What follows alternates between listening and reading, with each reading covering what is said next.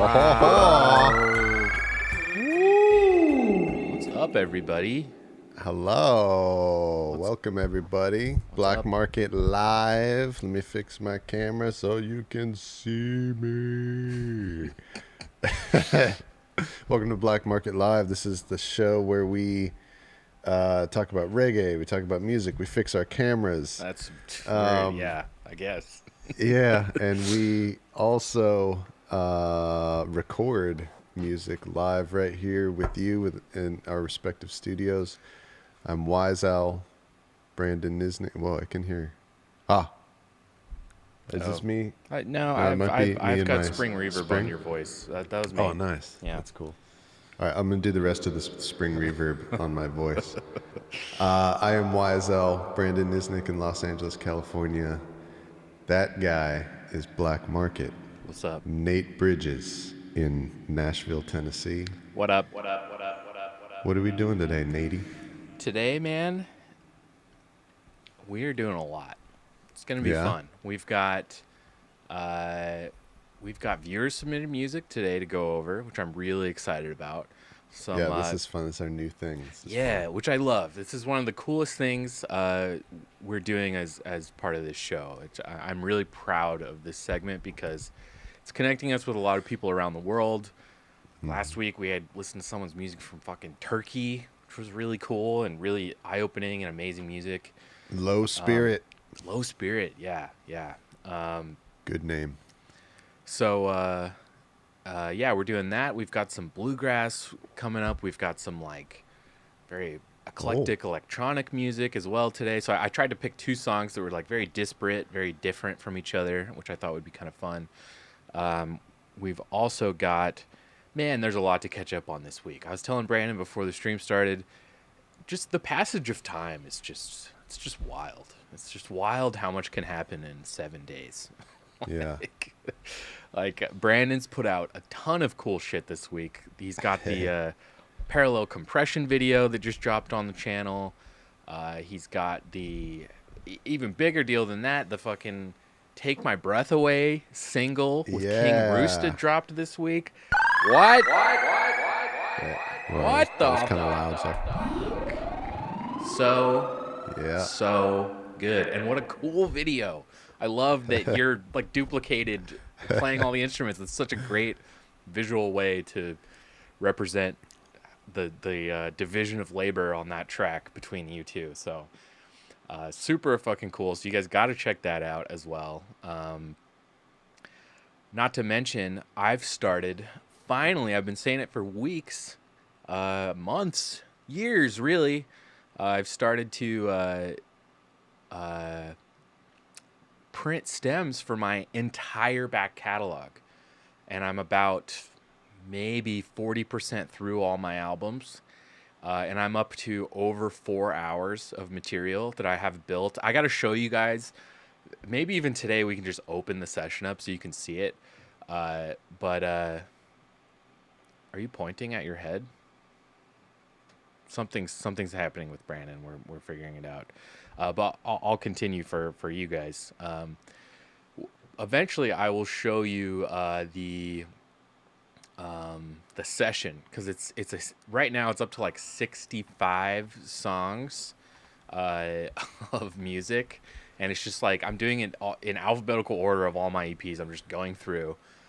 So right now I think we're up to Twilight Zone or no, we're through the 2 Clash EPs. So I've gotten that far, and it's 4 or 5 hours of material all in one set. So I could actually jump around anywhere in my entire catalog and do a live dub performance of any song that I've done in the past. And so there's still a lot of work to do as far as printing those stems, but as of this week, I've done 2 Reddit live dub sessions over on Reddit. And the amazing thing about Reddit is however they do it, they make their streams and the content people post, it's so immediately viewable by so many people. It's incredible. So both my streams I did, Each one had about 20 or 30 upvotes, which if you guys are familiar with Reddit is like nothing. That's like basically no one saw it. But then I looked at the view counter, and they're over like 1,000 views each. Like, it's insane. So like, even though people aren't upvoting it like a bunch or whatever, there's still people on the sub just scrolling through, catching part of the show, I guess. And it's like hundreds and hundreds of people, 1,000 people or something.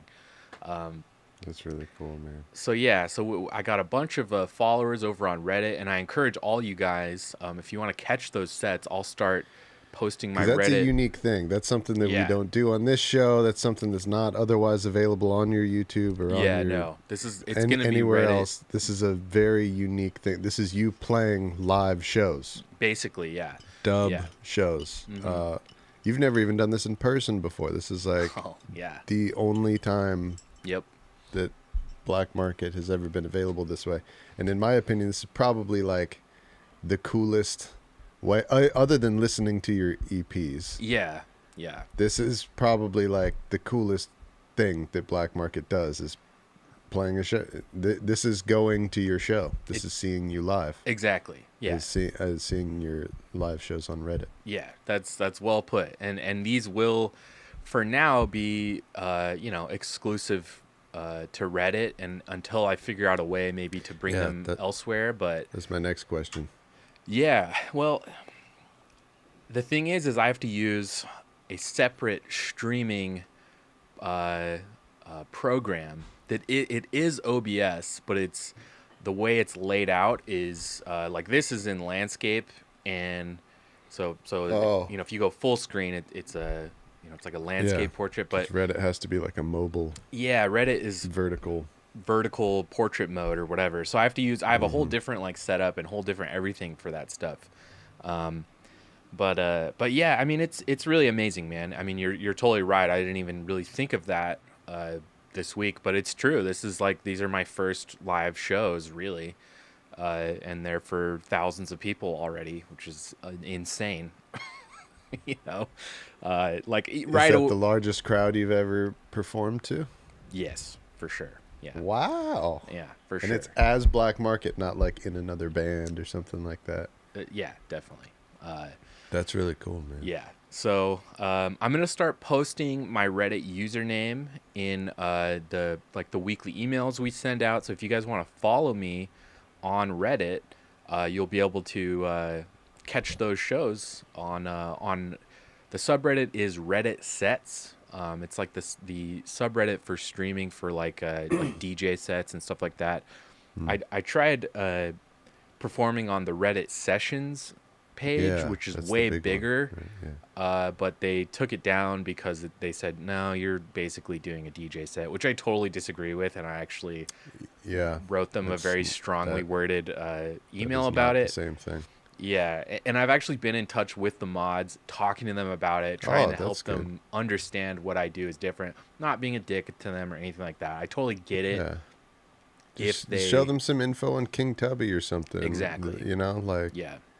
Yeah, and I totally get it. If I get that the distinction I'm trying to make is pretty small, but to me it's a negligible difference.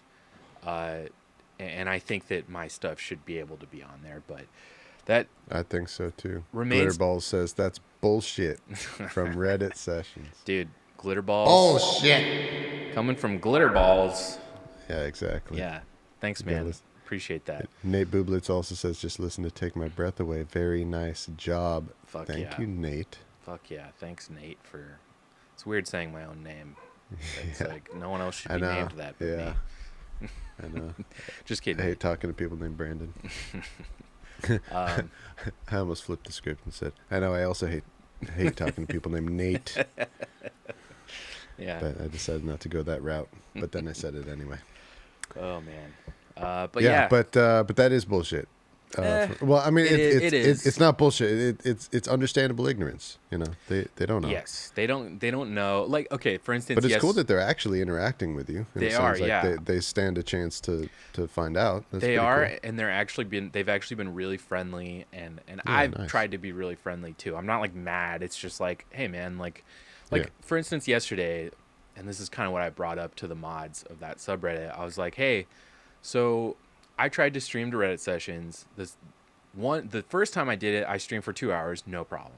The second time I did it, I streamed for 2 minutes, and it got taken down, and it says I violated some terms of the subreddit, and I didn't understand. And it turns out it's because they think that what I'm doing belongs on Reddit sets instead, and that's why they took it down. Nothing else, not because of anything I was doing. It was just, they think is it because of DJing as opposed to like playing music? Yes, that is the distinction they make. So okay. And initially I was like, oh well, whatever. And then I look through and I'm like, everyone is kind of like playing guitar, so like whatever. And then I scrolled through yesterday, and the top Reddit set with 20,000 people watching was a guy like playing a drum machine over pre-recorded loops. So that's come on. Yeah, I know.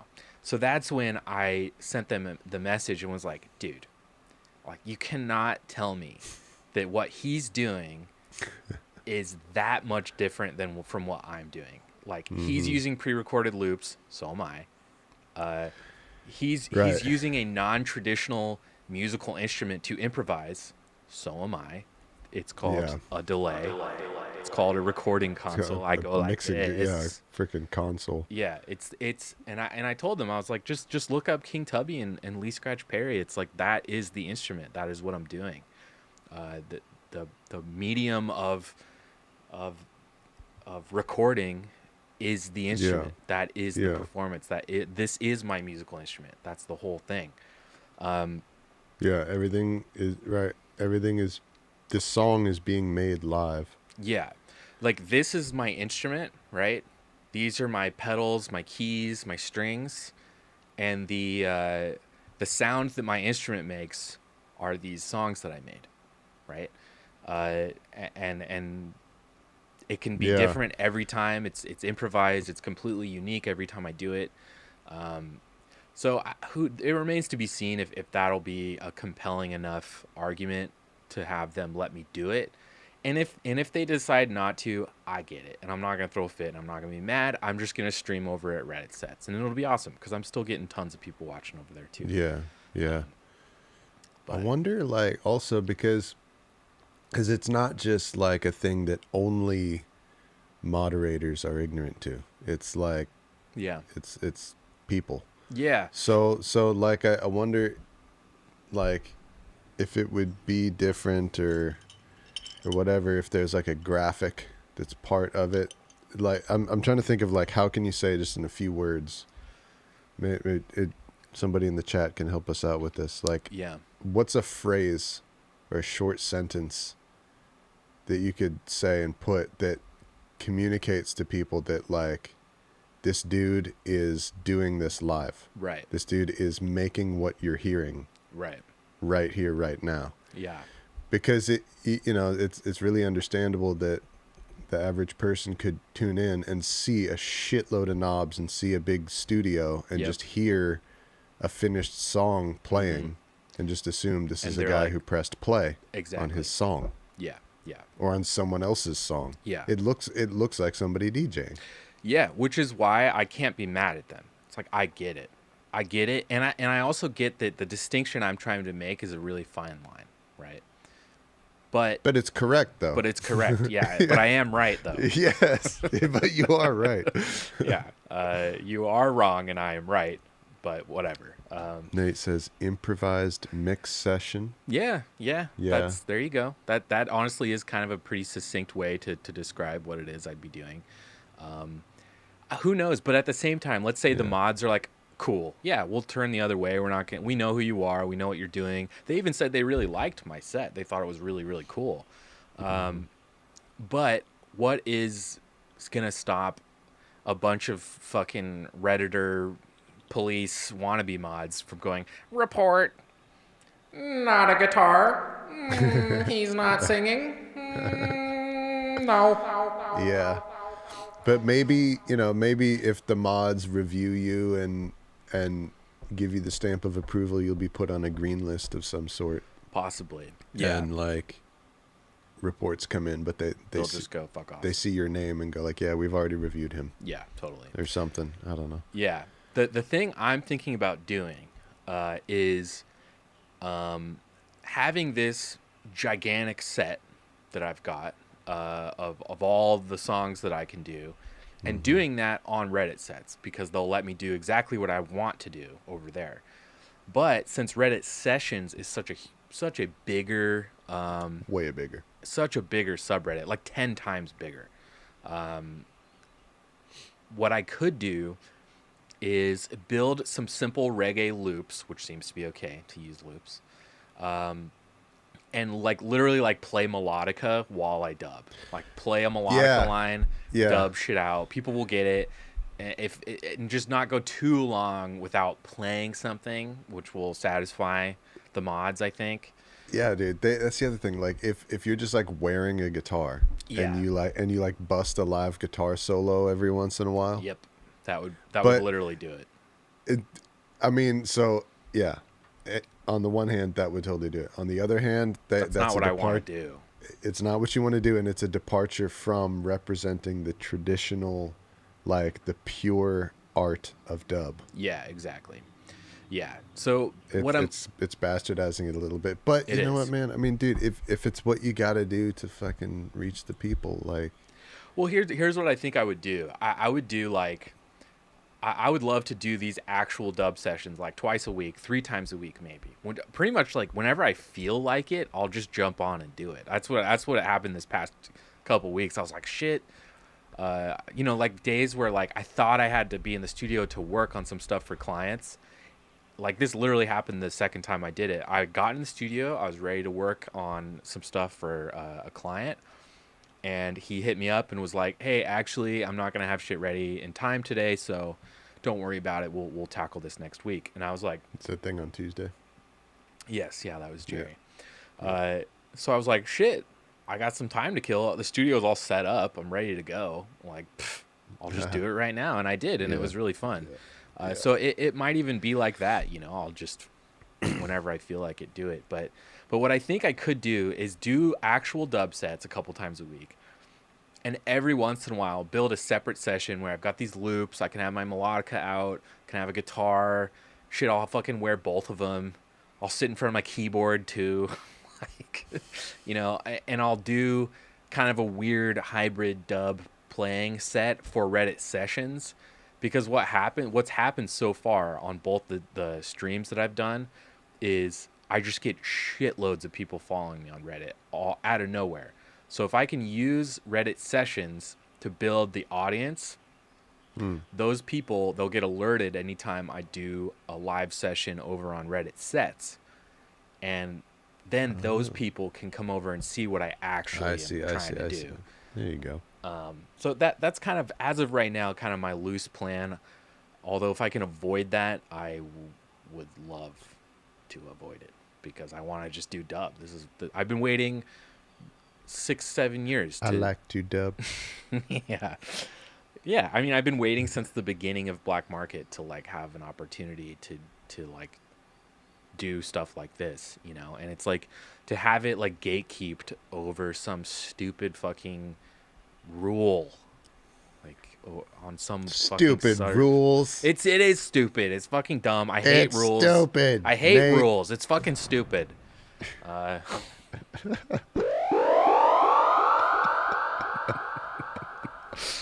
Nate says Reddit is both the best and the worst of the internet. A fucking man, dude. You are 100,000% correct about that. And Andy says something that I don't understand. Argasto, Nate. I don't understand that either. But right on, brother. And actually, Scaleless says hello, all. Hello. Oh, Glitterball says hello. the Reddit follow doesn't actually work yet in terms of notification.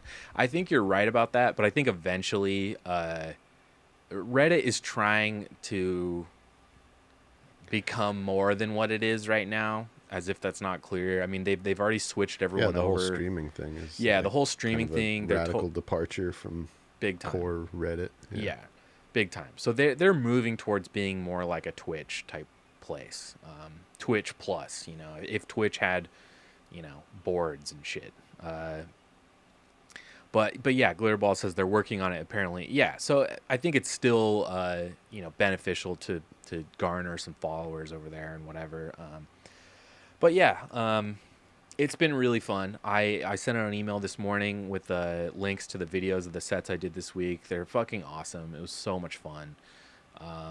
So yeah, I'll start adding my Reddit username into the emails we send out, so you guys can follow me over there and start checking out these live dub sets. And I'll try to think of a way to do it on YouTube or definitely for Bandcamp. I could see doing it, which would be really cool.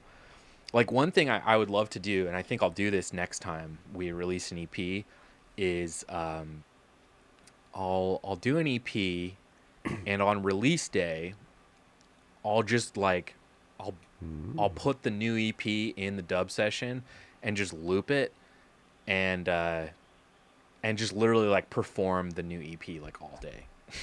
Like just do like a marathon like dub of the new EP whenever it comes out. I think that would be kind of cool. And maybe we could do that exclusively for Bandcamp or something like that. We'll figure something out. But yeah, and I was watching some of it too, and it's just so cool because like for if you are a fan of Black Market and your back catalog like I am, it's so cool to see because it's new dub versions of the songs that you've already listened to so many times and that you love already. You know what I mean? It's because for me personally, some of my favorites are the Beach Boys ones. Yes. Among others, but you know, I've heard the Beach Boys dubs 9 million times. Yeah, totally. And then you get to hear it again. Yeah, it's new, but it's different. But it's a different dub, and it's just as good. Mm-hmm. But it's new, you know. Yeah, it's kind of recontextualized through how I do things now. You know, like with my Mutron is like a big fixture on a lot of that stuff. Fucking all my delay shit. I mean, it's like the actual spring, which I didn't have up until very recently. You know, so like all that stuff. Oh, Augustus Pablo. I see. I see. He said Argasto. Argasto Nate. I think he meant Augustus. Yeah, if I did the melodica thing, I would majorly be Argasto Nate. That would be my new dub name for that stream. That's your new name. Yeah.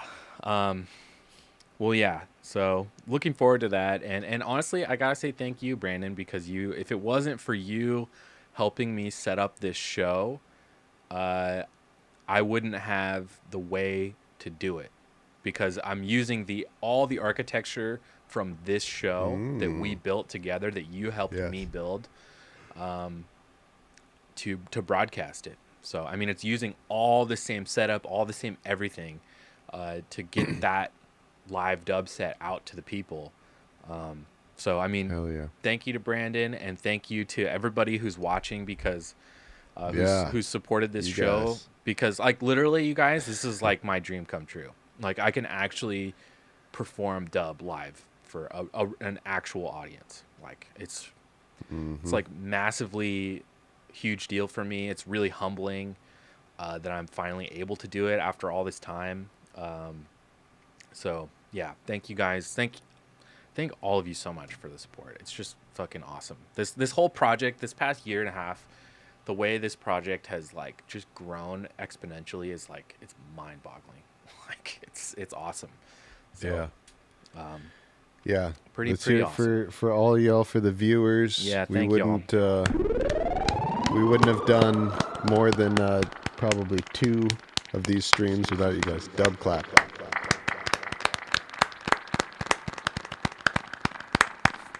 Thanks, y'all. Out of all of our segments that we do, I think I like dub clap the most. Yeah, dub clap is real good. Dub clap is the spiritual successor to Rastafarianism for sure. Yeah. Oh God, we got to bring that back. One day it's going to come back. That's one it could totally for the old school. for the old school stream Yeah. watchers, that's like some pre-episode 10 stuff. Yeah, that's right. Yeah, it'll come back once I get the piece of gear, the GPU thing that you got. Once I have that, the Ja Rastafarianism is featuring again on the show. Yes, yeah. Yeah. It's, it'll be back for sure. That's that's like our long lost. Yeah, it's like the long lost original feature. The long lost like original like I don't even know what to call it, but production. Yeah, the first like amount of production value we had. Yes, yeah, our first production flourish. Yeah, exactly. Fuck, man. Yeah. So, what else were we doing on the show today? That was kind of a detour I took. Sorry about that, but that's all good. We're also today. I'm going to be recording a Roy Orbison cover for the new Black Market EP, which is going to be about Blue Velvet. Blue Velvet. Yeah, the movie, Nice. the David Lynch mindfuck. Amazing film, Pabst Blue Ribbon. It's good shit. Is that the movie where he says, "Fuck Heineken"? Yeah, he says, it's all about Pabst "Fuck Blue Ribbon. Heineken, man, Pabst Blue Ribbon." Okay. Yeah, it's that movie. I that might be the only thing that I know about Blue Velvet, and I didn't even know that was from Blue Velvet. It's so good, man. Yeah, you should watch it. You gotta watch it while we're doing this. Yeah, I do if in preparation for this. But yeah, it's good to see Black Market going back to movie land, television land, which is, a long tradition. Yes, yeah, and kind of my favorite shit to do. I love doing the artist stuff, and I will always do it. I do see that. I do see you, getting the most fulfillment out of the movie stuff. Yeah. It's really Nate expressing himself. Big time. Yeah. Yeah. And I'll always do the artist stuff because it's great. I get why people like it. I really do. And that's I also love Nate expressing himself too. Exactly. It is. But the movie stuff. Yeah, you're digging deep. The movie stuff is like the playground for the things that I like to try out new weird techniques on the movie or TV stuff that will show up later in the next artist one or something. You know what I mean? It's a good way to kind of push the whole project forward because it's less formal. I don't have to work within such a tight structure, and it just opens us up to be a little more creative and weird, really. So yeah, I'm gonna push hard for that as well on this one, especially because it's more David Lynch territory. Keeping it weird. Yeah. How about you, man? How's your week been? Any updates in Wise Owl world? Yeah, well, I mean, as everybody knows, this week I released "Take My Breath Away." So dope. Or TMBA. Timba. As the walls fell. Yeah, Timba, his arms wide. Yep. It's Nate. Come on. It's Shaka when the walls fell. Fuck, please. Sorry. Jeez. Oh wow. Oh man, this is embarrassing. Someone take away my Star Trek card. I can't. I don't deserve it anymore. A lot of my Trekkie friends have been saying that exact same thing. Have been making that same thing actually. Yeah. I've been because in like a lot of WhatsApp threads and whatever. A lot of us, of the friends from Atascadero, are big into Star Trek: The Next Generation, and what we're referencing, for those of you, obviously, is the Star Trek: The Next Generation episode called Darmok, which is a very quotable, possibly the best, definitely in the top 5 Next Generation episodes for sure. Yeah. Objectively one of the somewhere in the top 5 best episodes of Next Generation.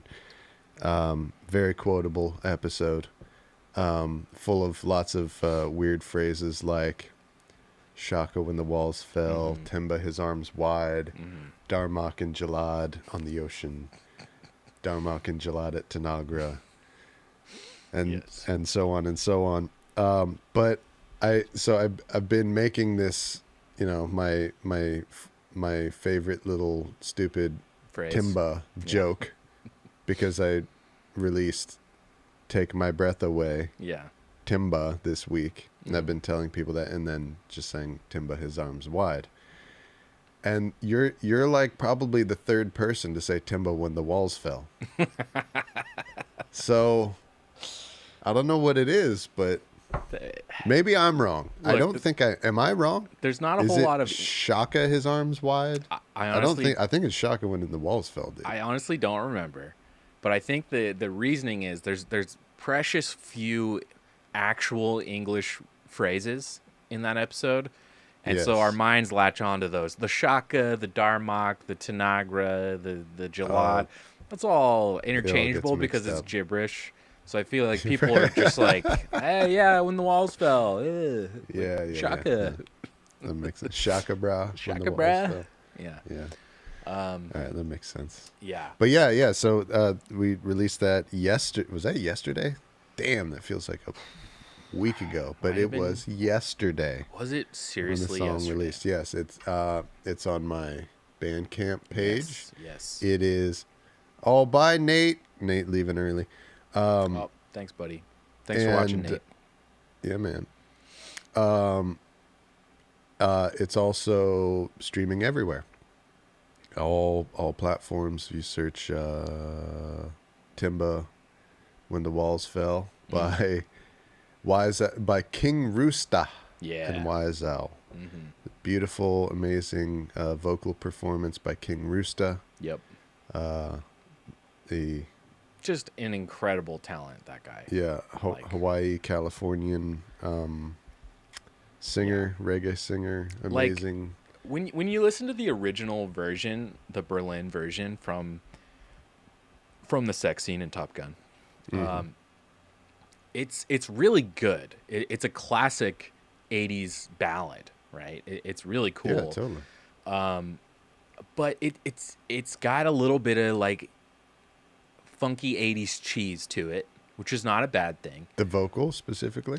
No, just the song itself. Like yeah. The original version of the song. It's got everything that people could tease 80s music about, or any sort of like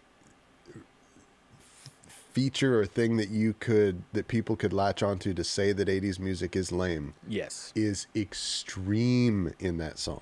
It's like the ultimate example of what people tease 80s music about. Majorly. Yes. That you said it perfectly. It's the epitome. It's a perfect perfect example. There you go. Of that sound, of the 80s sound, right? And it was in this major, blockbuster popcorn movie. So it was like everything about, even the music video, it like features Tom Cruise and like shots from the movie and shit. Everything about it was made for the soundtrack of the movie. Exactly. Anyway, but yes. Everything about it was made in a way to make it palatable for audiences at the time, which was so they used a lot of these recording techniques. 1986. Yeah, they used a lot of deep in there. Yeah, so they used a lot of 80s recording techniques that were like mega popular at the time, obviously, to make it as appealing as possible for people back then. But what gets lost, it's a great song, but what gets lost in the original version is the lyrics for me. When I hear Ryan sing the song, really a lyrics guy. I'm not a lyrics guy. I'm really not. So for me, the lyrics. Tell me more. The lyrics to "Take My Breath Away," especially on the original version, are so secondary for me. I obviously latch on to "Take My Breath Away." And other than that, you remember zero words. Zero words. Yes. And then I hear Ryan sing it, and I'm like, this is like the most beautiful song ever written. Yes. Like, this is so gorgeous and like emotional. Yes. And moving, and he actually gives meaning, and like he's actually communicating what are in the lyrics. That's a good. I didn't even notice that until you're saying this right now, but it's so true. That was one of the biggest things I noticed about it, because it really moved me when I heard him sing it the first time. When you played it for me, I was like, whoa, like Wow, it's man. like this whole like this veil of this song was like lifted all of a sudden, and I was like, oh my Wow. god, this is an amazing song. Like I've always liked it, I've always thought it was really good, it's a classic, but Yeah. like Wow. there's so much more depth to it, and thanks to your guys' version, you can actually like parse how much is really going on in that song. So It yeah, was really amazing how personal that song is to Ryan. yeah, Ryan is King Roostah, the singer. hmm Which I wasn't even aware of until we released it, and he said this in like in an Instagram post promoting the song. He said that so Ryan is like a multidisciplinary artist. yeah, He's he's a also an Renaissance actor. man. He's a Yeah, major Renaissance man. he does lots of things. He's a photographer. Yep, He's great photographer. and one of the things that he is an actor also. And he said that like when he was a kid, when he was growing up, Top Gun was the movie that like captivated him and that made him be like, dude, I want to do that. I want to be a freaking actor. I get it. Movie's incredible. And it was like very personal and very emotional to him, this connection. And he said that like from then on, what he dealt with and endured is being teased for that because of the cheesy place in all of our minds that Top Gun lives, and how easy it is to make fun of somebody for that being your favorite movie, for that being your most inspirational movie, for that being the one that you want to be like, Right. the one that you want to emulate. Like you gotta tease that guy. Yeah. Yeah. You gotta tease him about like, yeah, you just want to be in the volleyball scene and all this stuff, right? Yeah. However, can't escape it. It's you love what you love, and Mm-hmm. and the things that are close to your heart, they are. Sometimes you can't even choose that, Yep. So he was saying how this song has been like a personal, one of the most important songs in the world to him for like his entire life. Wow. And so hearing you say that now, I'm just thinking about it now of like how much study, how long he must have lived in those lyrics. Yep. And there's like somebody And he heard. speaking when he's saying these lyrics now. Yeah. You Yeah. know? He cut through. In Yeah. his mind, he was able to cut through the noise of that movie and all that comes with it, and the song and the production, everything that we would complain about the song itself. He was able to cut through all that and see like just the bare elements of the song, and he was able to recognize that the basic building blocks of that song are pure gold, pure fucking gold. And Yes. and when you can appreciate a song on that level, and you're as massively talented as Ryan and yourself are, and you're able to convey that, like, yes, this is gold. Here, I'm showing it to you. I'm presenting this to you instead of a piece of a relic of 80s culture. I'm representing this to you as a literal block of gold. You know, only Yeah. somebody who understands it that well and can also execute can do what you guys did. So I mean, it's like, Oh, thanks, man. it's amazing. It's a wonderful, wonderful song. I'm going to add it to the dub set for sure. I'm gonna dub the Nice. shit out of that all the time. They're So- also on the Bandcamp, by the way, as the usual for the Wise Owl songs that I release. It is accompanied by a dub version by Black Market. Sweet, It's really, really good. It's one of your best that you've ever done, amazing. Thank you. and yeah. So And you can- I did do a video for that Get as both of well, which is scheduled to. It was going to come out on Monday, but I didn't want it to release before you guys, obviously. So I shifted it back. It's going to come out in I think next Monday is when it should come out. So in a couple days, the video for that dub will come out. So hopefully we can extend the release window, the attention span window of this track, because it really deserves it. So I'll be doing another big push for that video next week, and hopefully get some more eyes on your guys' video as well. And then even after that, the other exciting thing about the song is I'm almost done mixing Love My Way, the reggae version of Love My Way that's done by Smoke and Mirror Sound System out of San Diego. Mm-hmm. What's up? I thought it was an earthquake. Oh, that would but be it's a dumpster moving. Okay. Yeah. They I mean, it's only a matter of time before we capture an earthquake on stream. Yeah, you're probably right. This is Los Angeles after all. And likewise, an earthquake is gonna happen. I thought an earthquake was happening right now, but somebody's just moving a dumpster. Likewise, here in Nashville, it's only a matter of time before either during the stream the roof of the studio is ripped off from a tornado, or this room slowly just fills up with water from a flood, like while we're streaming. Yes, we've already had you snowed in. Yeah, that's true. We've had that. Yeah. Mm-hmm. What was I saying? Oh yeah. Smoke and Mirrors Sound System, the stream community's own John Roy's band out of San Diego.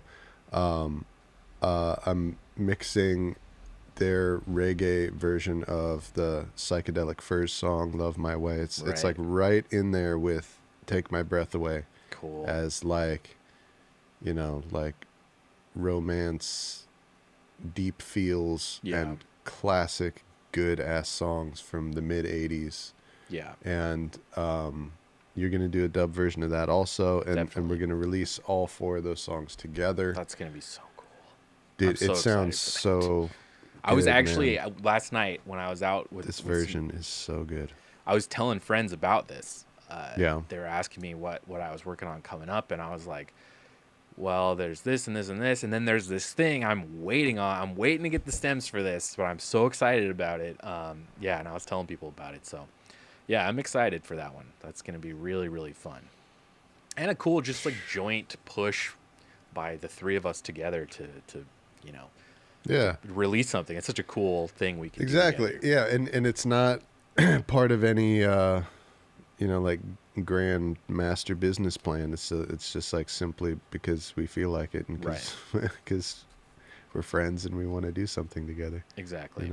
Yeah. Pretty fucking sweet. And one last thing on this stuff. I think reggae in particular has this innate ability to draw emotion out of songs like this. Like it's like an emotion extractor.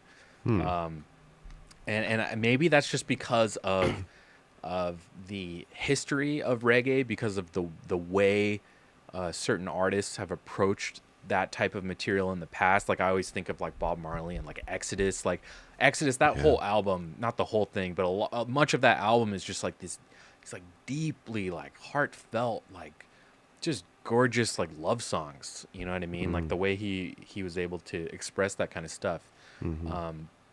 So with that as like the historical benchmark of what reggae can do with a ballad or a love song, like that's like the bar, it opens up reggae versions like what you guys did, and I anticipate like this Psychedelic Furs song to hit those same emotional beats and high points that you kind of only get out of reggae. For me, I mean, maybe I just love reggae a lot, so I feel that way. But yeah, right. I know at this point, after being like so, like having our heads in reggae like a ostrich.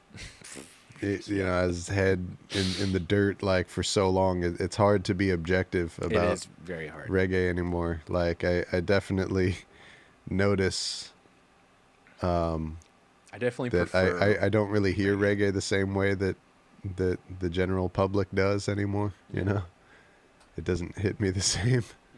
But Yeah, it's good stuff. Other news.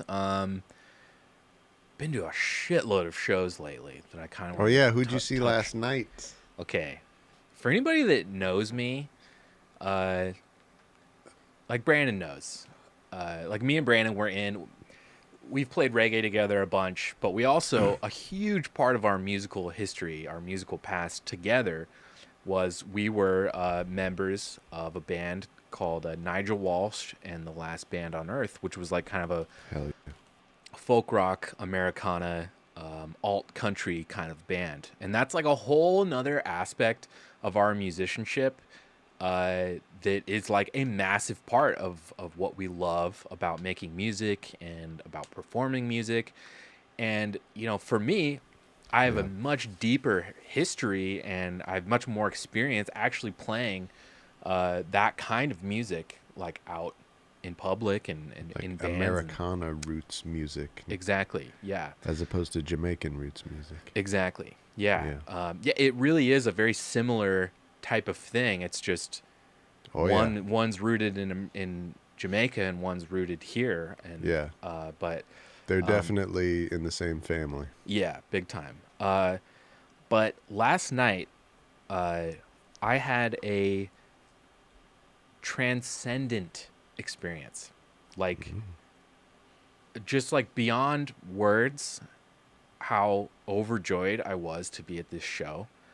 I was at the Ryman Auditorium, one of the most beautiful venues that America has to offer. It's 130 plus years old. Like, used to be Jesus. home to the Grand Ole Opry, where Hank Williams cut his teeth, and fucking just every massive, amazing artist you can imagine has played there. Especially every Nashville artist. It is like Yeah. the Holy Land. It is Mecca of country music. Wow. I mean, truly. And I got to see Bob Dylan last night,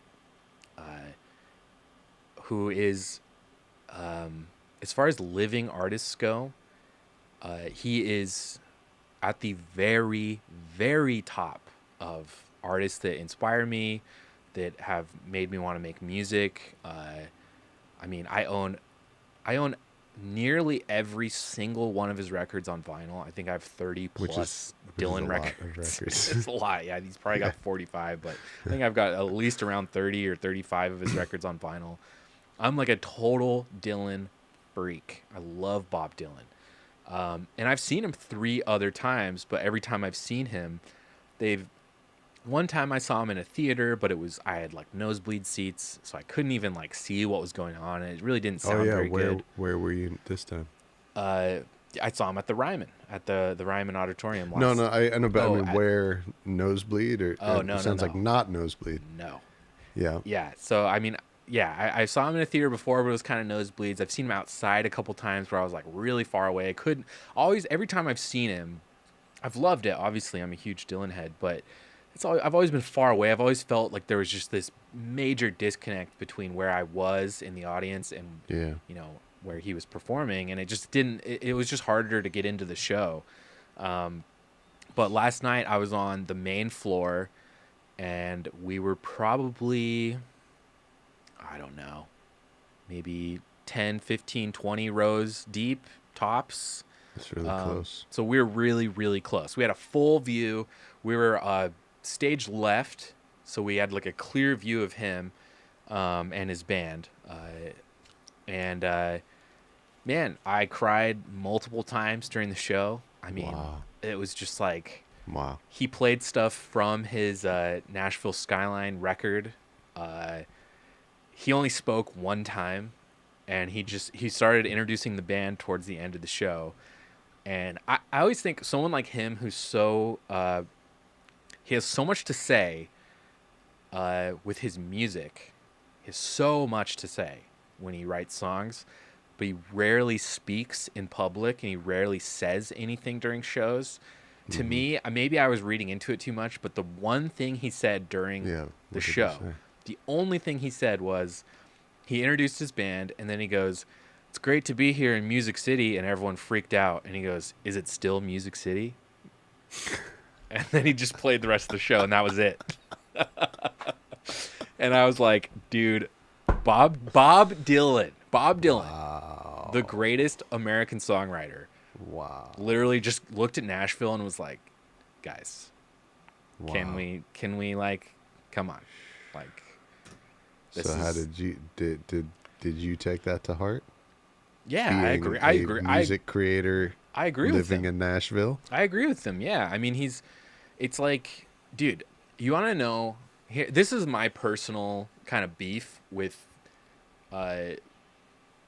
something that happened to the Ryman, that to me is fucking sacrilegious. But here in Nashville, it's like, oh yeah, whatever. Like it just happened. It's just something that happened. By the way, real quick, folks around the world, if you're unaware of the musical significance of the city of Nashville Yes. to American music, It's please literally called Music City. That's the nickname of Nashville. Yeah, I don't want to derail what you're saying even more than I already am with an explanation here and now, but it's worth looking into if you're not already aware of how significant Nashville is to American music. Exactly. Definitely. Yeah. It's one of the cradles of country music. Especially country music. It is the place which that is was very born, important in America. Very, very important. Yeah. And especially when Nashville came about as quote unquote Music City back in the day, that's when country music was pure and good, and it had its roots in like Appalachian music and folk music and blues. Fucking awesome. That's when it was like amazing. And to me, what Dylan said at the show, it was kind of like he was kind of nodding at Nashville, like, "Hey, this shit, it's unrecognizable to me from when I was here." It's kind of become like it's overly commercial. It's just it's become like a Disneyland version of itself. It is, yeah.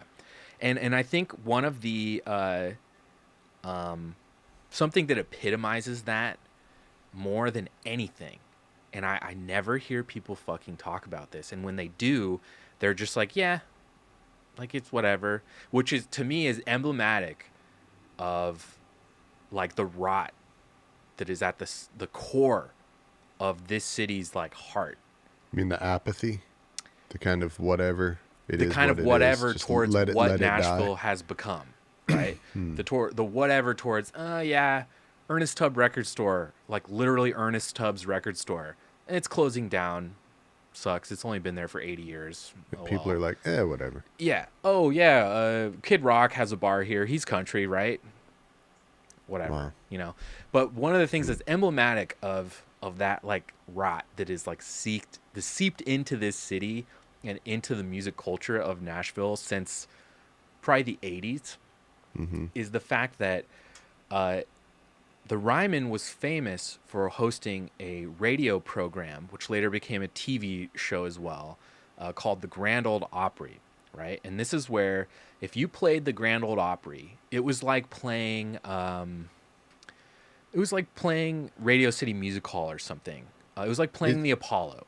Isn't it kind of like for comedians, like being on David Letterman or something like that? Yes, it was like that, and like to put it in like the context of like black music in New York, it was like playing the Apollo, right? Okay. It was like a place where young, upcoming artists could share a stage alongside, on the same bill as like legends, right?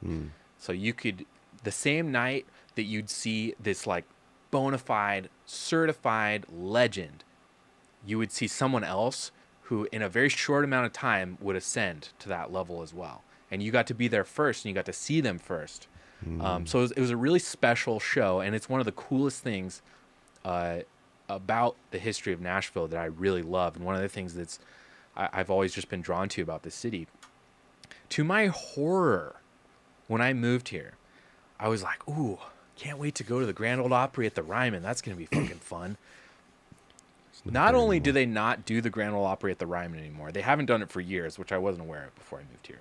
They haven't done it here for years. They built this new place called Opryland, right? Which is where they built a new theater. It's a beautiful theater. I've seen shows there. It's amazing. Where they do the Grand Ole Opry, right? So it's a new home for the Grand Ole Opry. the Ryman right off Broadway, where Bob Dylan performed last night, and all these other people still love to perform. This 130-year-old venue. It's just a concert venue now, which is cool. But one of the things they did is it's really special to artists to have performed at the Ryman on the spot in the center of the stage where all these amazing performers have played, right? Mm-hmm. That's part of playing there. So what they fucking did, they took a fucking hacksaw to the stage of the Ryman Theater, and they just cut out a giant circle of the stage, and they just picked it up and moved it to the new venue, right? So now, when people perform at the new venue, they can still stand on the spot where Hank Williams and Johnny Cash and fucking everybody played. That's weird. And I was just like, I remember someone told me about that. I was like, what? What? Like no one fucking like threw up arms over that? Like you just... I'm sure people must have. Dude, it blew my mind. I was like, look, you want to move the Grand Ole Opry? It's just a show. Sure, go do it somewhere else, whatever. But to be like, you know what? I'm just going to take this chunk out of the Mona Lisa and just bring it over here. It's just like... Well... And that's people what we're going to do to that piece of ground that your chair is on right now when we move this show to some other place. We're going to do the same thing. Yeah, maybe. I don't know. Maybe it's not a huge deal. I just look at something like that and I'm like, that's the level of like care and the level of like, to me, it's just disrespectful. It's like, it says everything about why the reputation of Nashville has kind of gone to shit. Yeah. It's because they're willing to make those kinds of concessions in the name of what? In the name of a bigger show, a bigger audience, packing in the crowds bigger, like in the name of, bigger commercialization, bigger whatever. They're like, sure, we will completely like destroy one of our most sacred spaces in the name of where we see it going instead of retaining what was so special about it in the first place. And as the great Jacob Miller said, too much commercialization of Rastafari. Yeah, man. Jacob Miller. Mm-hmm. Anyway, I don't know. That's my mini bitch rant about Nashville. But Bob Dylan was amazing. But you saw Bob Dylan sitting there performing on some sort of new piece of concrete in the center of the stage at the Ryman. Yep. Which, That's awesome, man. It was a great show, and like to see that. Genuinely like one of the best shows I've ever seen. Like, and I'm not just saying that because it was Bob Dylan, and I love Bob Dylan. He fucking rocks, dude. God, his band is just fucking killers in that band. Just absolute murderers in his band. Are they all old guys too? No. The drummer was real young. Bunch of young dudes. Drummer was in his 30s. His bass player's been with him, his main sideman, for like 30, 40 years now. So he's a little bit older, Tony Garnier. And then, all those other sidemen were, younger too, but probably between like 40s and 60s tops. Nice. But, also saw Sparks this week. Brandon's not as familiar with Sparks, so I'm not going to spend a lot of time on that. But if any of you guys saw that documentary, the Sparks Brothers documentary, I got to see them at the Ryman the night before, which was pretty cool. 2 Rymans. And then also this week saw the Time Jumpers, who are 6-time Grammy-nominated Western swing, like kind of Bob Wills style, just classic Nashville sound type of band. They're the kind of band that like you used to hear play at the Ryman every night. Like they're like kind of the carriers of the torch of like the original Nashville sound. So I got to see them this week as well. Friend of the show, friend of the project, Sam Small, one of my best friends in the world, former bandmates of both Brandon and I. He's in town, so we've got to see all these shows together, and it's been a blast, man. It's been a crazy fucking week. Bob Dylan, even more obsessed with Bob Dylan, possibly. We're neck and neck. We'll fight for the title. Yeah, Okay. Papa Jocko yeah. is back. Papa Jocko, I'm back. Interesting fact regarding the link between country music and Jamaica. There are many links, by the way, between American country music and Jamaica. The number one selling artist in JA for many years was gentleman Jim Reeves. I did not know that. Toots Hibbert was one of his many fans. That's cool. Toots was clearly influenced by American country music, right? Time. I mean, Country Roads, dude. That cover. Exactly. He was all John about Denver it. song and other things. But yeah, that's interesting. Jim Reeves. Yep. One of the top selling artists in Jamaica. Did not know that either. That's really interesting. Thank you, Papa. Yeah, man. Good stuff, though. Fucking music, man. It's good. Look, it's just good to be able to see live music again. It's invigorating. It's like this. It's something that's been gone from my life for a while now because of COVID. That I'm now getting back into, and it's like it's weird. It's like I'm remembering, like, oh my god, like this is like why I do this kind of stuff. It's like I love this shit. It's just so I don't know. It's been great being able to see shows and stuff again. But yeah, we do have a mailbag question from. Yeah, we should march on with the show. Definitely.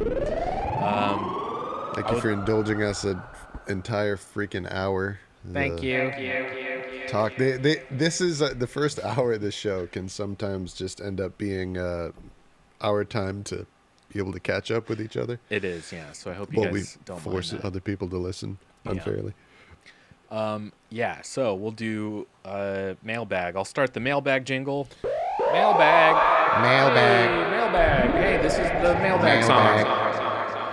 There we go. That was Classic. our pre-recorded mailbag jingle. Classic mailbag jingle. Everyone knows that tune. So this is from, you'll never guess, our main man, our coffee grinder in chief, Andrew Wright, over in Berlin. Just wrote this in. Good morning, Bushmilk Brothers, Groove Stranger, Papa Jocko, and the rest of the Black Market community. How cool is that to be able to say? What's up, Black Market community? First off, just a gentle, I love this, just a gentle reminder to all the viewers, live or later listeners, to please smash the like and subscribe button. Smash it. For the lads, as you may not all be aware of the fact that every time you smash the like button, Nate's mustache grows another millimeter longer on its way to his Burt Reynolds mustache goals. Wow, thank you. Black Market has an extensive collection of music in its catalog. There are the classic 70s, 80s tunes reworked into golden dubs, and the more movie-themed tunes, in which I'm a huge fan of both. However, my favorites definitely fall into the movie category, like Five Fingers of Dub, and the more recent War of the Worlds being standouts for myself due to the freedom you two have in the creative process. It's interesting. He literally, I didn't read this before just now, so he's touching on exactly what we were talking about. Mm-hmm. Brandon, in the past, you have shown a tendency to stay close to the sheet music / bass lines when reworking a lot of the classics, as also evident in the Wise Owl Bandcamp catalog. So here's the question for Brandon. Do you enjoy the freedom you get when playing and creating with the TV and film creations? I do, as you've been absolutely killing the bass lines in those projects. Question for me, for Nate, could this lead to more original Bushmilk Brothers arrangements in the future? Regards, Andy. I'll let you take the first half of that question. Wow. Okay. Excuse me. Sorry, it's still morning also, over here. Groove Stranger over on Bandcamp is losing his shit for that shout out. So. Nice. Oh my God, that's me! Holy fuck! I'm the mod of Black Market. Even though I keep forgetting to give him that every week, but oh well. Yep. Shout out to our Bandcamp chat moderator. Reiterating the question, Brandon, do you enjoy the creative freedom that screwing around with me on the TV and film projects gives you as a bass player, musician, whatever? Right, yeah, because what he's alluding to is whenever we're doing reggae, a project that is based on other music, right? Like you astutely point out, I am a stickler to like representing the original bass part and other parts in that stuff. So whenever we do something for a movie or a TV show, it's based on nothing. We're completely, it's original music that we're writing. So do I enjoy the freedom with that? Like, so it's somewhere in the middle between an answer of yes and no. Okay. But it's actually probably closer to no. And I love it. I love it. I think it's great. I get like a special enjoyment, and it's sort of like a special, even artistic enjoyment and fulfillment feeling of, because I like, and I feel like many artists thrive inside of confinements. Yeah. And inside of limitations. It's actually more, it feeds the creative process for me personally, and I think for a lot of people, to have certain parameters that you must operate within, right? Yes. It's not like, okay, you can paint with any color, any size, any shape of canvas, any sort of subject, whatever you want. I feel like that is open to the point of like killing the platform for creativity. But if it's like you must paint a mountainside, yes, and you have 3 colors, yes, go.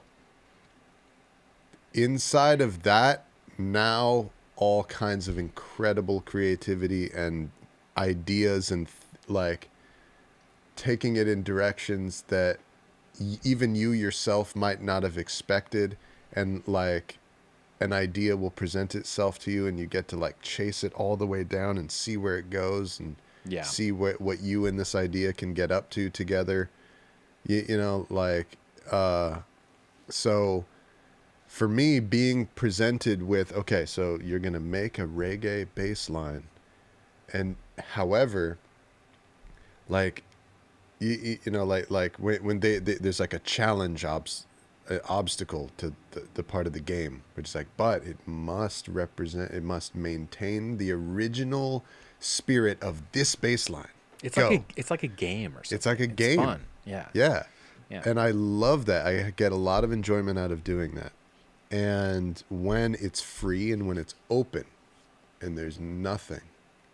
So it's granted, actually harder. It's harder. It's surprisingly, you would think more it'd be intimidating.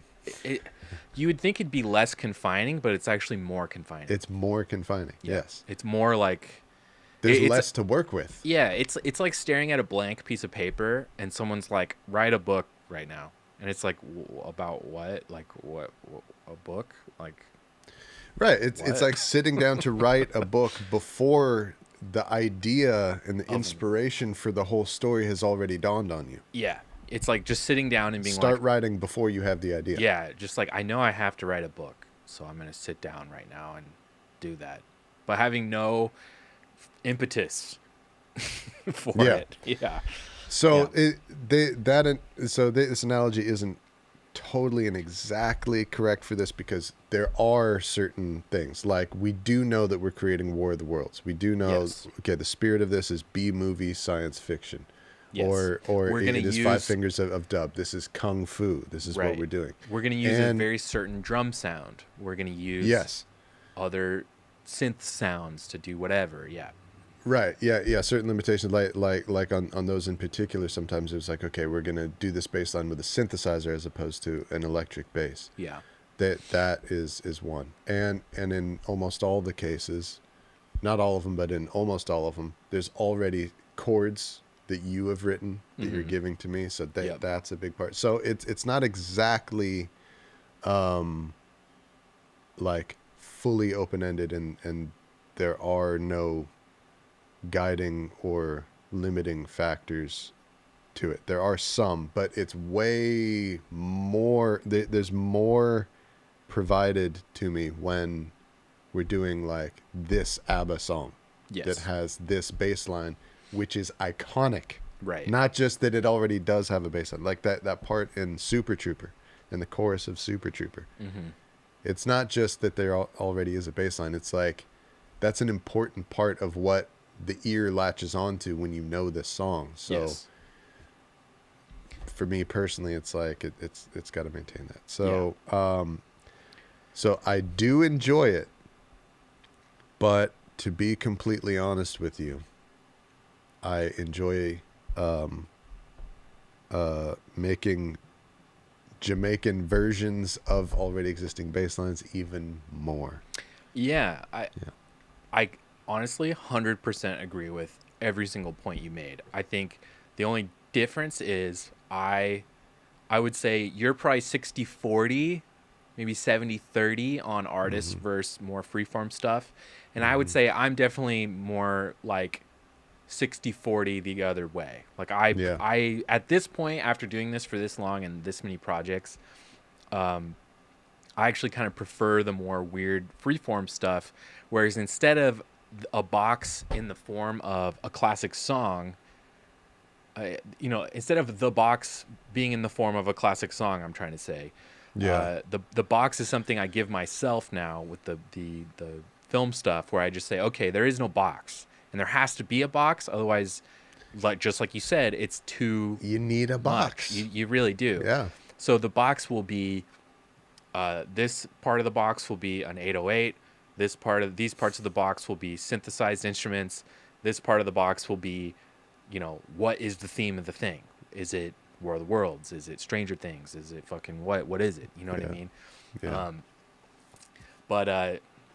I think that's a really, really well put, and I honestly agree with you 100% on the challenges that making something more freeform present, because it actually is really daunting, more so than being like, oh my God, I love Michael Jackson. Of course I'll fucking do this. And like, I can't wait. I have so many ideas for how to do this and how to do that. It's just, it's more daunting for the other stuff, because it's like, oh, should I have to like rely more on like me and like my creativity? Yeah, right. And like, in this way, the whole observation or critique that you could make about what we spend the most of our time doing, which is making cover versions of other songs. You could make the critique like, well, that's not as it doesn't take as much artistic courage. It doesn't it's safer. Yeah, inside of everything that we're saying, yes, that is true. I think that is true. It is safer to stay inside of covers. Is it though? Because at the same time, like my initial thought with this project when I started was like, this is not safe, because people are very quick to. People love their music. People love this shit, and people are very quick to be like, oh, fuck this. I just mean creatively, not like safer for your reputation. It's way more dangerous for your reputation. Yeah. To be putting out versions of beloved songs, because you risk like people going like, dude, this is fucking lame. Yeah, this sucks. Why did you do this to this song? Not only why, but like, please stop. Yeah, don't do it anymore. Which is the worst. Yeah, it's more risky for your reputation, but it's less risky creatively. Because when we're like what we're going to do with this Blue Velvet thing, we're about to come up with original music. And even, what I'm going to be getting back into soon, which is 100% purely original Wise Owl music. Dope. It's way scarier. Yeah. Because it's like, the task in front of me is not to copy Michael Jackson. It's to make a new one. Right. Do my own. Yeah. From nothing. Yeah. It's way scarier. It's super scary. Yeah. Yeah. Andy says, I agree. The asker of the question, Sidewalk Andy. I agree. When it comes to drawing, I find the same problems, and guidelines help tame the brain. Exactly. 100%. This concept, anybody who's a creator or a creative person, doesn't matter if it's music, or if like in Andy's case it's drawing, or if you're a writer, whatever. It's a really important concept to wrap your brain around as a creator, because it actually, you would think that it would make it harder. It actually makes it easier to create when you give yourself well-defined rules and you force yourself to stick to them. You it's like your brain, it's like you force yourself to come up with solutions. It's you're coming up with a problem that needs a solution, and it's you just start creating in those moments. exactly, you do. It's hard to explain, but if you're a creative person and you've kind of used this, you know what we're talking about. Yeah. So very good question. And Andy, to answer the second part of your question, Yeah. could this lead to more original Bushmilk Brothers arrangements in the future? Yes. Yes, it will. Yes. And that's all I have to say on that. And we're gonna do some Yes, of it that will. today, actually. Yeah, we'll do some shit.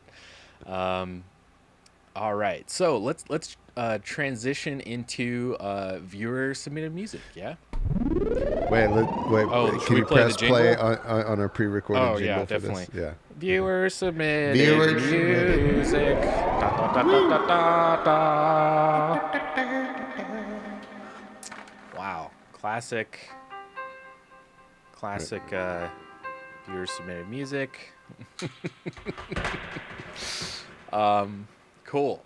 Oh, dude, Yes. that's some great art.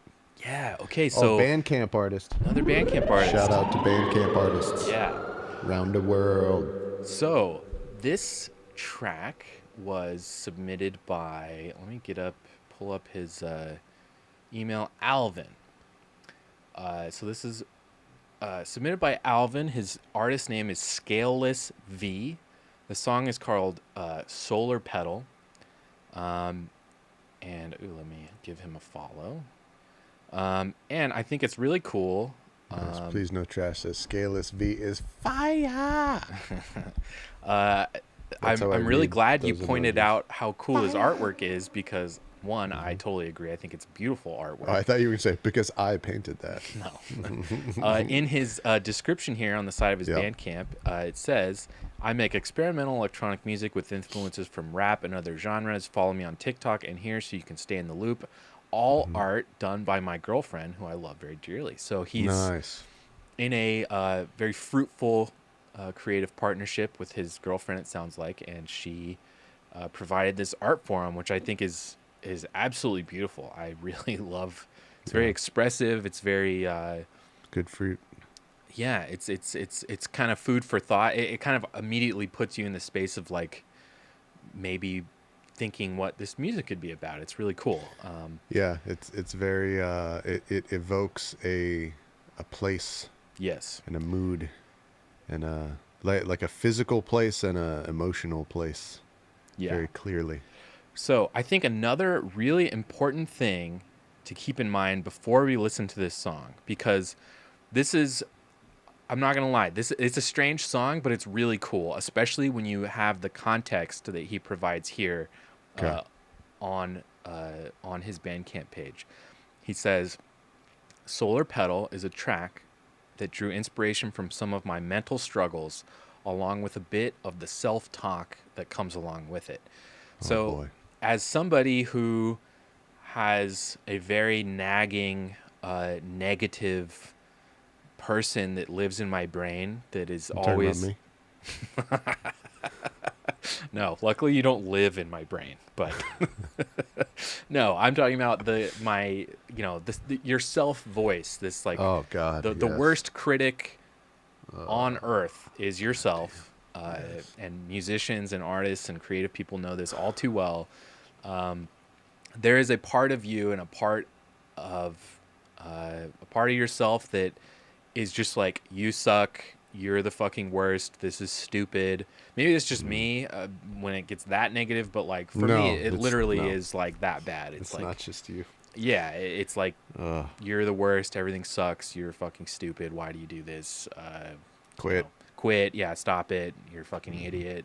It's like horrible shit like that. So like, so yeah, I think this is with that bit of context, I think the shock of what this song actually is when you hear it, you'll understand it a little better, right? Wow. So, Gotta love Bandcamp for this too, man, because the artists can give you liner notes like this. it's so cool, yeah. Which is something that's like totally lost with like iTunes and stuff like that. Yeah, So, yeah, you can really get into all the different ways and extra ways beyond just the music that the artist wants to share with you, and totally.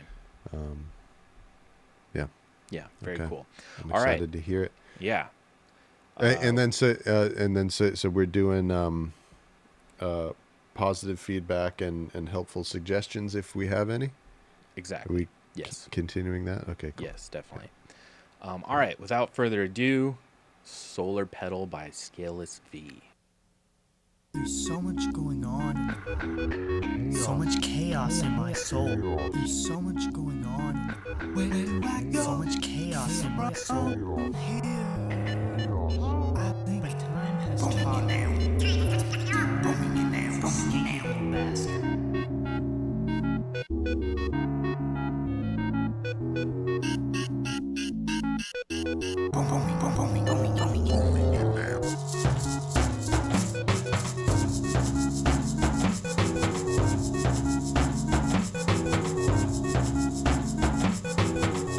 So stupid, so stupid, so stupid, right? Stupid.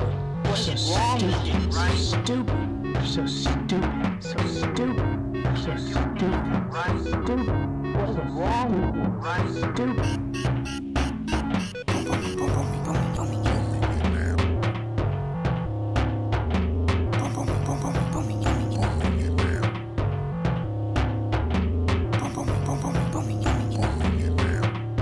So stupid, so stupid, so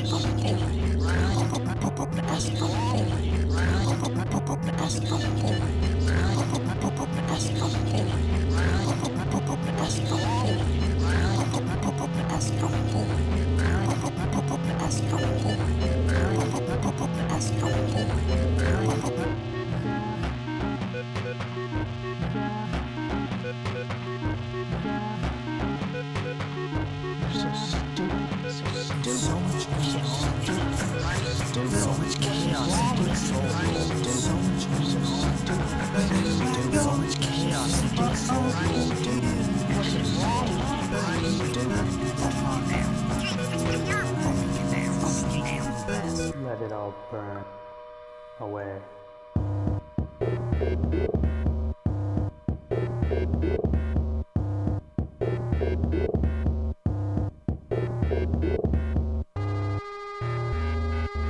Even the hottest fires must go out. And when they do, you'll see what they're about.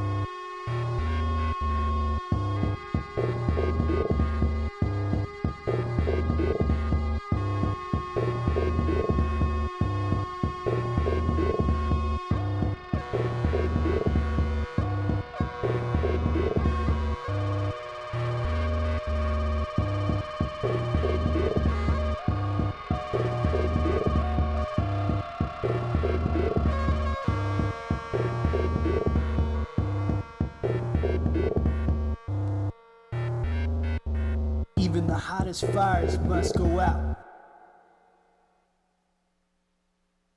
Wild. That is incredible. I love that so much. Okay, you want to go first?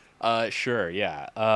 So yeah, I picked this song this week to check out because it's so relatable as a creative person and as someone. Something that happens when you're creating a lot of music or art or whatever is your brain starts to lock itself into these fucking feedback loops where not only is that stupid voice happening, but if you just are so inundated by music all day long, say like sometimes if I work on music all day long and I go straight from the studio to bed, which I basically can't do, it's not a good way to end the day. Yeah, it's weird, isn't it? Yeah. Not only my brain is just like swimming in like this garbly gook, like trash compactor of like shit songs and whatever, like songs I've done all day, and like sounds, and like more ideas are coming, but I can't do anything about it because like the day's over. I need to just go to bed. And then at the same time, there's this like nagging voice. It's like there's inspiration happening, there's ideas happening, there's also this like very like negative voice kind of conflicting with a lot of that inspiration and ideas and stuff. And it's just this like clash in your head, and it's like you need kind of like a cleanse before you go to bed, because otherwise it's hard to fall asleep. It really is. And so when I heard this song, I was just like, it's hard to even call it a song. It's like if he downloaded what I imagine his thoughts are, and this, like, if you could transmit the cacophony going on in your head after a long day of creating into sound, this is kind of what it would sound like. Yeah, it's like a sound painting. Yes, yeah, it's a collage. It's sound collage. Yeah, it's hard to even call it a song, because it's kind of something else. It's kind of its own thing. I would call it a song. I'd say it still is a song, and it possesses other qualities that most songs don't possess. Right. In addition. Yeah. Yeah. As far as, so that's definitely everything I really like about it. And on top of that, you know, like thematically, that's what I like about it. More concrete things I like about it, like musically.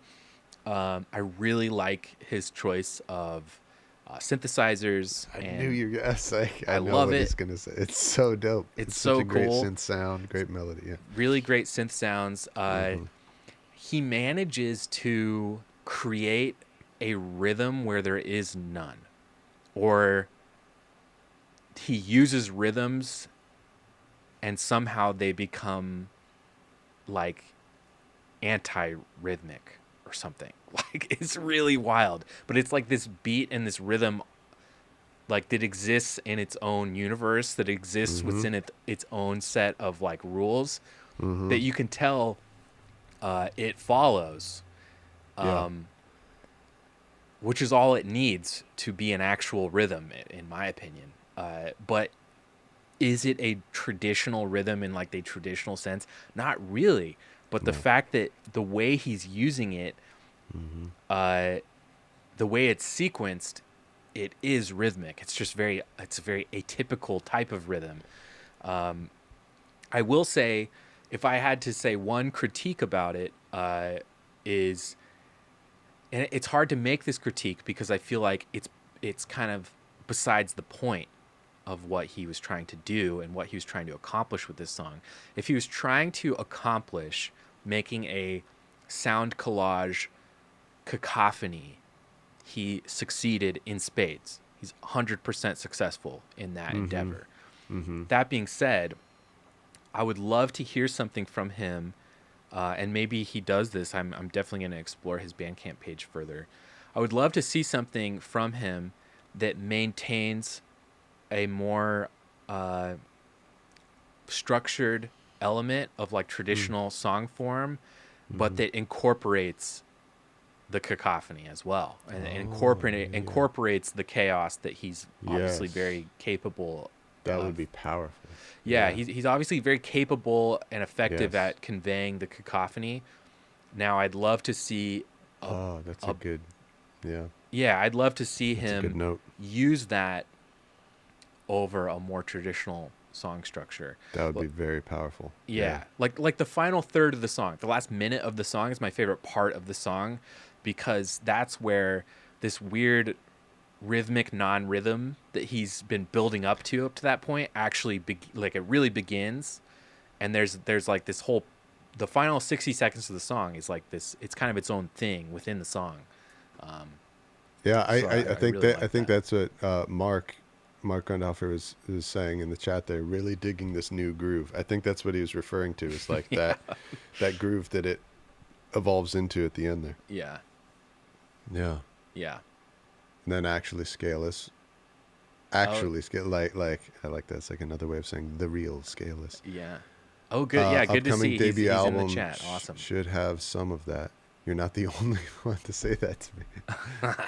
Nice. I bet. I mean, you're releasing challenging music, man. It's a challenge, but for musicians, it's cool. You know, it's cool for us to kind of parse through that and find what you're trying to say by making the choices that you've made. So I think you've completely succeeded in conveying what you were trying to say.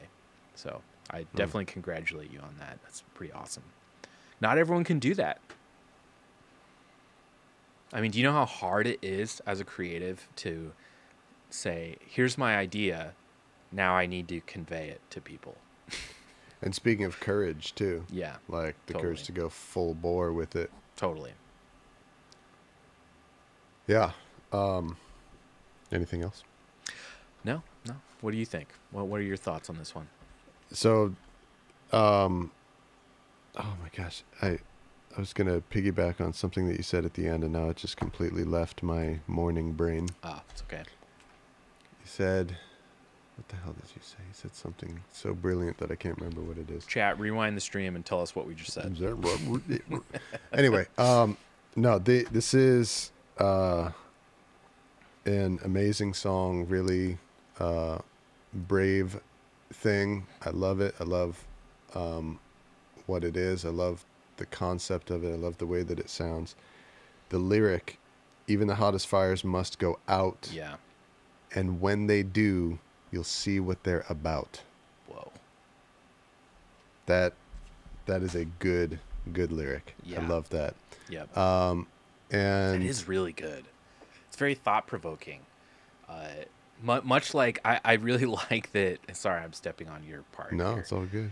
I step on you. Along with the thought-provoking lyrics, even just the very minimal amount of context he gives you is really thought-provoking. Like for me, it's like the less said, the better, because it opens up your mind to like all these possible roads you could go down over, like what the hell he's trying to say or what he means by certain things. And this is a really good example of a time when I'm thankful for Bandcamp and things like this, because we can get the artist's liner notes still in this digital age, because... And we can get the artist himself. He's in the chat. I love it. Right, yeah. We actually get to hang out with the person themselves. Yep. But you know, like when you get to read all of the supplemental parts of the album, the physical... I mean, it's not physical. It's still digital, but... you know, the other aspects, it helps you get deeper into the work, you know, like I feel like my appreciation for that is really enhanced by getting to read what he said about it. See, and which is like, imagine you listen to that without this context. I think that you would still get it, like eventually, but it would take a few extra steps, you know, to get it. So the fact that we have the liner notes, to me, it's crucial, and it's what made me want to listen to this one today. Was that I connected with those liner notes, and you know, it just kind of made sense.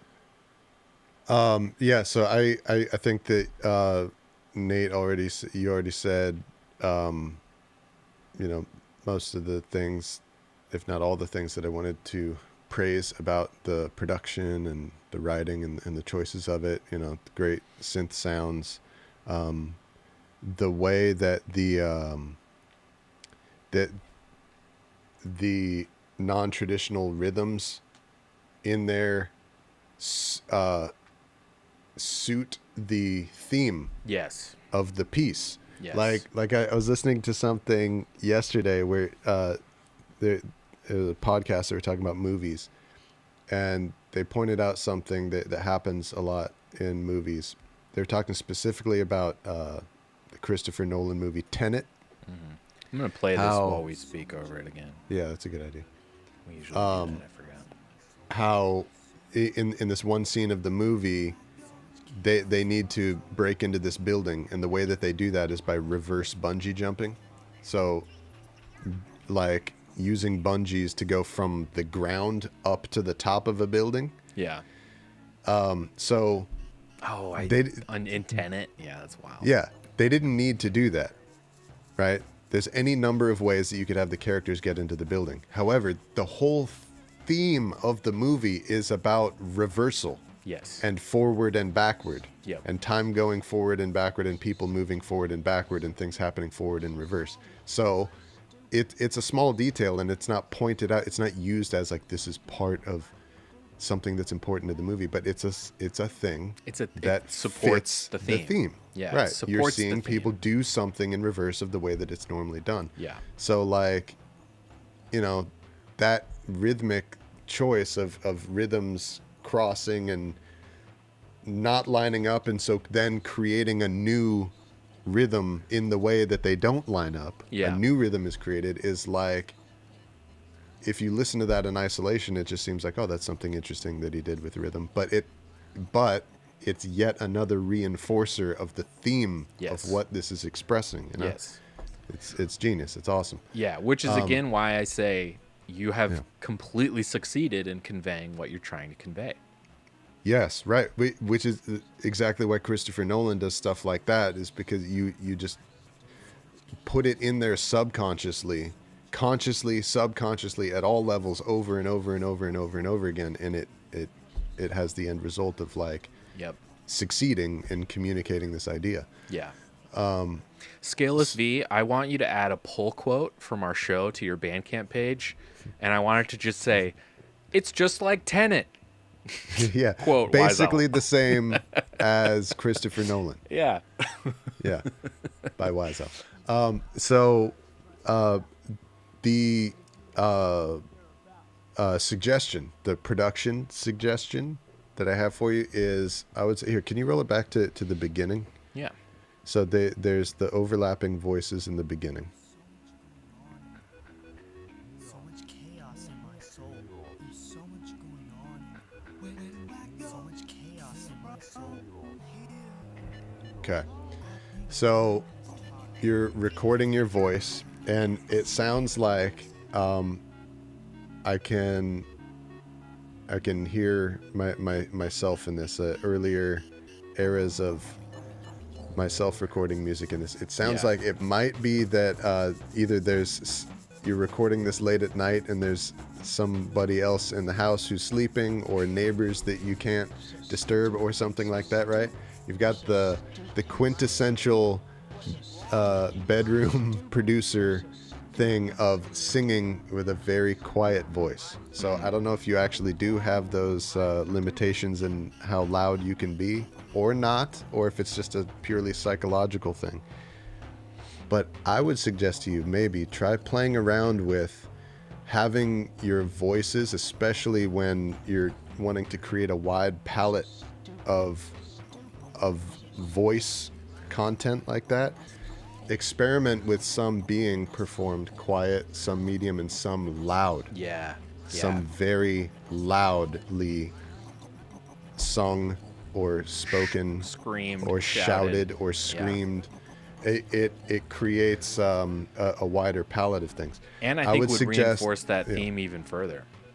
Yeah, man. So if you don't already, so I know, I think it says in there that you have influences from rap and other genres. Okay. That says rap, right? Yeah. Okay. So if you don't already listen to Kendrick Lamar, okay, if you're influenced by rap and you're making experimental music and you don't listen to Kendrick Lamar, big mistake. You need to, don't do that. Yeah. Don't do that. Don't not listen to Kendrick Lamar. Yeah. And check out the palette of voices and vocal performances that he has. There are so many. For the longest time, I thought that his records had like many different people performing these, because the voices sound so different. Yeah. It's all him. And you certainly know Kendrick, big inspiration. So yeah, dude, just check out the ways that, like, when he blends different voices together, he's got different ones happening in the same section of a song. Sometimes he's like screaming some of them, even though they're mixed low and they're quiet. It's a screaming voice, and sometimes it's like a pitch shifted thing that's like spoken very loose, like this. And it's a whole palette of things. That's my suggestion to you. Try experimenting with that. See what you know, if there's something in doing that you like, and if not, then don't do it. Yeah. But that's my suggestion. Yeah. I say dub clap for Solar Petal, Scaleless V. Scaleless V. Thank you.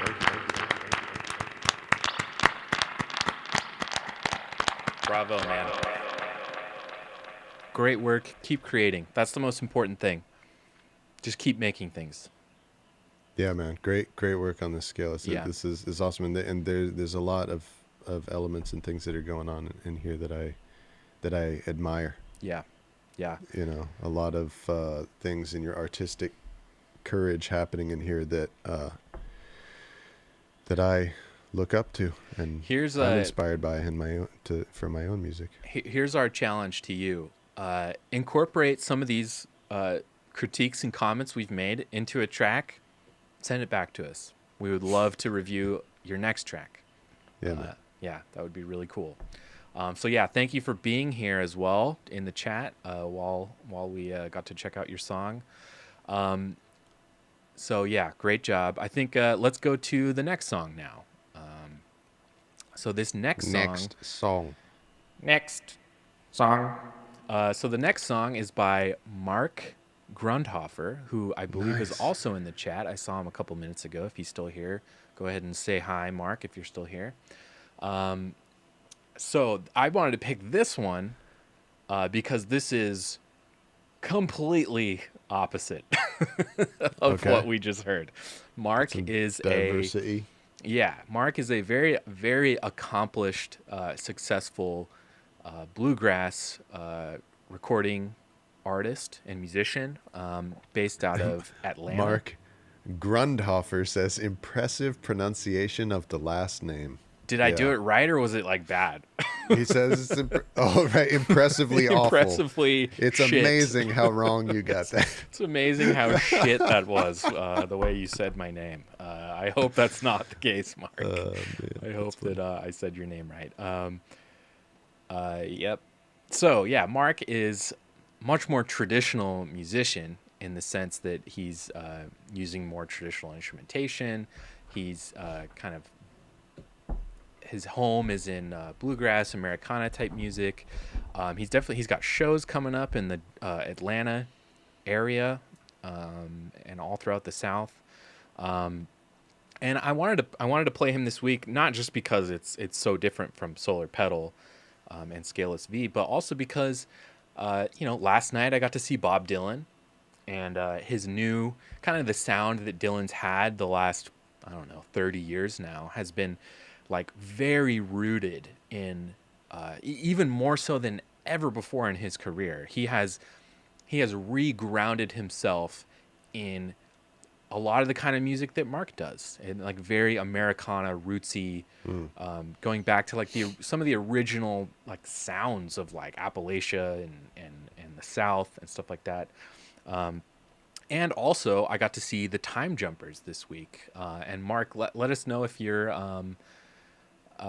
he says the pronunciation was perfect. Fuck yeah. Great. I'm glad. I'm so bad with names. So wow. Give myself a pat on the back for that one, I guess. I also saw the Time Jumpers this week, who are, I mentioned earlier, they're 6-time Grammy nominated band. They're kind of, they do kind of like a Bob Wills Western swing type of thing. But I've just been I've been having a lot of Americana, kind of swimming around my head this week, so I thought this would be a perfect opportunity to play some of Mark's music. So this song is called, see, now I'm going to say this fucking wrong. Oconee? Mark? Oconee? Oconee? Oconee? I'm going to say Oconee. Oconee? Oconee? Whatever. We sound fucking stupid. We did a really good job sounding pretty smart at the last segment, so let's just stop, hold our head. I already said his name right. Let's just stop. Yeah. But let's see. Let's read some of the liner notes here. So, written by Mark Grundhoefer and Mark Joseph, the first of many new collaborations between musical cousins. Written by Lake Oconee in central Georgia, this bluegrass, rather newgrass tune is a picker's delight filled with searing guitar licks, mandolin runs, walking bass, and lots of great harmonic textures. And it looks Wow. like it's a duo of just these two guys. Looks like Mark is handling several. He's wearing several hats on this song. He's playing guitar, mandolin, and bass. So yeah, let's check this out. And Mark, like me and Brandon, has a fucking extensive back catalog, which is awesome. Oh, yeah. You love I to forgot. see that on Bandcamp. Another Bandcamp artist. Yep. Oh yeah. Start the Bandcamp jingle. Goes like that. Bandcamp. And Mark says in the chat, I love Americana and roots music, but I don't play it that often. Well, could have fooled okay. me. Mostly do jazz fusion. Okay. But I grew up in the South, so it all has tinges of this root stuff. Nice. Yeah. And that's what I kind of Can't love. escape me. That's what I kind of love about this as well. Is like so this week when I saw the Time Jumpers, it's Western swing, which is something you have to parse the name of that genre. It's swing music. It's jazz, right? But it's interpreted through Southern musicians. It's jazz by way of the South. That's what it is. So I still think everything I said still holds true, Mark. So. And apparently this is pronounced Oconee. Oconee. Okay, cool. All right. So let's check it out. Oconee by Mark Grundhoefer.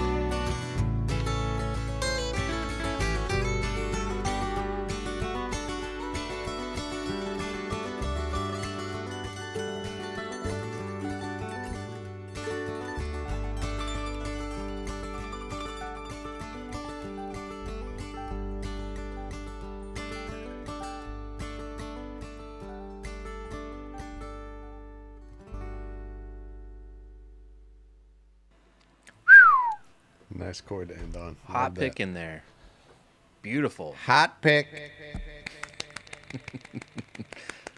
I'm gonna go ahead and keep it playing quiet while we talk about it. Do you want to go first this time? Sure. Yeah. I mean, man, what do you say about that, right? Yeah. Wow. Yeah, sounds great. I mean, you can hear, Sidewalk Andy. Nice one, Mike Grundhoefer. Exactly. And Papa Jocko. Papa Jocko. Oh, well, my guitar playing just dropped from high intermediate to novice. Also, Mark pointed out, which is helpful, that his guitars, if you're listening on headphones, which I hope some of you do while you watch this show, his guitar is panned hard right, and his cousin is hard panned left. So. Yes. Yeah. Some nice dueling guitar moments, Yeah. especially in the second half there.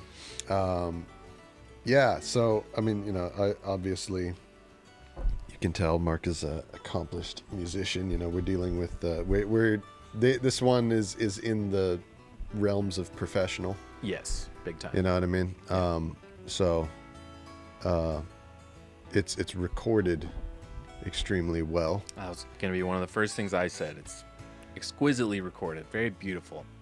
Yep, and it's performed by people who can perform, Yes. who are cousins. That's cool. Yeah. And yeah, so I mean, right, the sound quality of the recordings of the instruments that you're getting are fantastic. Pristine. And I'm sure that you know that, and the way that they're mixed is fantastic. The use of reverb in there is just right. Wouldn't touch a single thing about it. It's fantastic. That's exactly the way you want it done. And then my only suggestions, I had 2 suggestions in terms of production and mixing and everything. I don't have any suggestions in terms of playing. Yeah. Only 2 in terms of production, and this really just matter. The degree to which you want to pay attention to what I have to say only depends on like how far of a pristine recording it is that you want to end up with, because what you have here definitely has the vibe of like guys around a campfire, Yeah. guys around a big time. fireplace jamming, and that may be exactly what you want. Organic telltale signs of a moment in time of 2 cousins playing guitar together. Yeah. Which I is a think very is sweet thing. probably what he's going for. I mean, look at the artwork. It's like he's talking about Oconee as a lake, and it's a picture of probably a place he spent a lot of time. Yeah. Anyway, continue. Yeah. So, first, okay, Mark says, I mixed it. Please let me know I'm an amateur engineer. Okay, well, here you go, Mark. Okay, Yeah. so first of all, number 1 is a very simple note. Bass up. Need more love on that bass, man. Yeah. I believe that just very simply, the bass should be louder. Oh, my mom is texting me. Hi, are you still on with Nate? Yeah, If so, how do I get on? Link, please. Do you have my mom's phone number? Let me see. I continue. Okay. Yeah, I Yeah. think I do. I'll find her. Okay, yeah. Hang on, y'all. We need to send a link to the stream to my mom so she can join us. Keep going, Brandon. I'll be with that. Yeah, just very simply, Mark. I think the bass should be louder. You're playing some tasty notes on there, and it plays a very important role, especially if your arrangement is will have no percussion and no drums. There's a very important rhythmic role and foundation role that the bass will play, especially throughout the periods of times where you got dueling guitars and some instruments that were holding down like a melody and holding down something that the ear latches onto and uses for solidity. Once those instruments take off and start exploring, the bass being there as a constant, you would be surprised how loud it actually is appropriate for the bass to be in a moment like that. And I guess a side note there is, if you want to have percussion as part of arrangements like this, that would be great. And I think it's a completely valid choice to, especially with this style of music, for there to be no percussion, for it to be only stringed instruments jamming out. I think that's a very appropriate thing to do. The strummed guitars kind of Yeah. fill that percussive void in a lot of ways as well. Yeah, right. Exactly. It's like a stylistic thing, right? Like it's just a bunch of strings, and that's all that the music is. Okay, so then my second note. Oh, it's time to buy. Let's do it. Opening up the wallet. Let's Oh, but then I have to turn the Oconee. music off. Oh well. Okay, we'll come back, Nathaniel. We'll come back. We are doing what we advise you all to do, Yeah. which is buy, mark, and scaleless's music. Scaleless V, do it. Even though you have to sit through me going through my PayPal crap on the stream, which next time we're going to avoid.